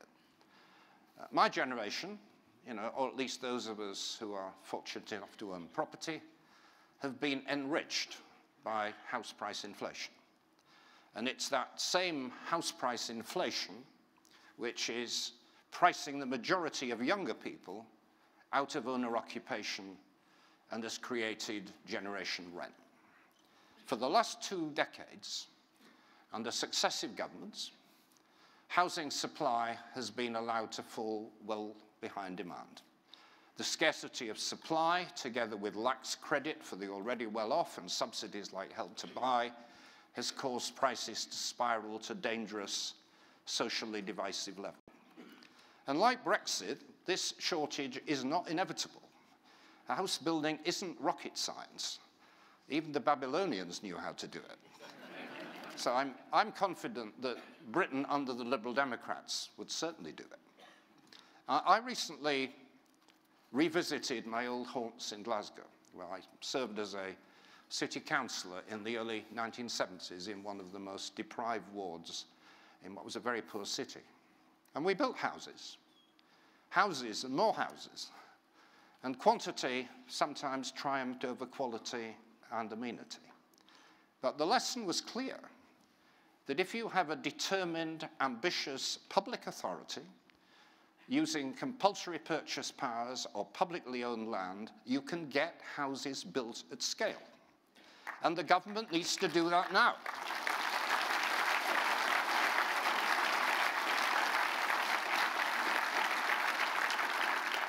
I know the Conservative Party finds it difficult, but if Donald Trump can meet Kim Jong-un, surely the Tories can deal with the psychological shock of having councils build council houses.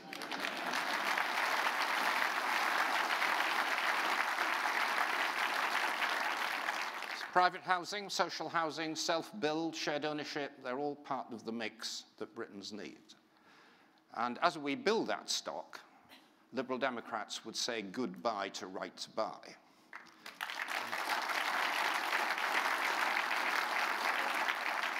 I spent some time in recent months engaging with charities who work with rough sleepers, those at the bottom of the pile, the homeless street sleepers, the hostel dwellers, the sofa hoppers, the young families who are being pushed from one short let to another.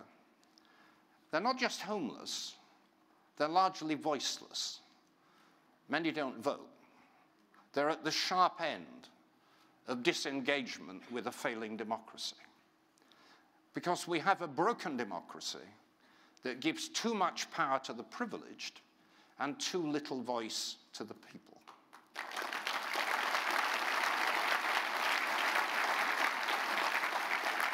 We've got an unelected second chamber. We've got a party funding regime desperately in need of cleaning up. We've got a system of local government, often run as one-party states. We've got an unfair voting system where so many votes don't even count. And now the next big extension of the franchise to 16 and 17-year-olds is being resisted by Conservatives whose power base is in old folks' homes.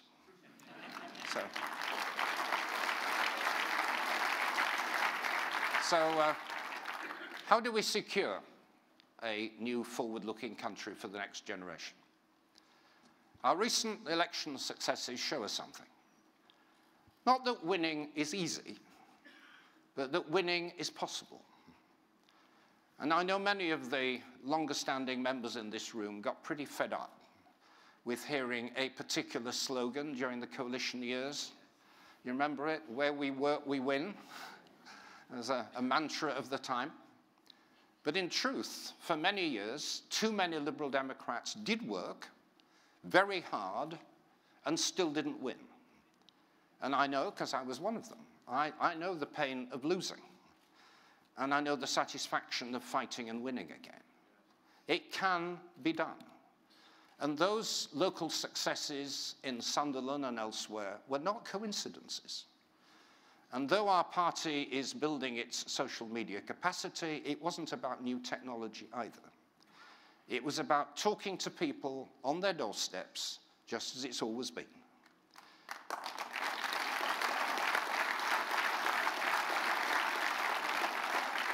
So friends, we've been celebrating our 30th birthday. And we do so at a time when the old forces in British politics are so distracted by settling scores on Europe and on socialism that they've actually forgotten about the country. We've got a big task ahead of us.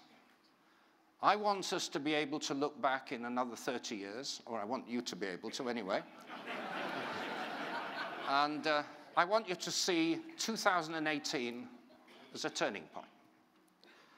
The year when, from a low base of support and against the political odds, we showed Britain a new and different path, which is the promise of a new government acting and speaking for the vast majority of decent, tolerant, hard-working people whom the other parties have forgotten. A party of real hope in a political sea of fantasists and dogmatists. The Liberal Democrats, a modern, diverse party, winning again, winning an exit from Brexit, protecting our public services, giving young people the start, the voice, and the hope they deserve. There's no time to lose. So let's get out there together and win. Thank you.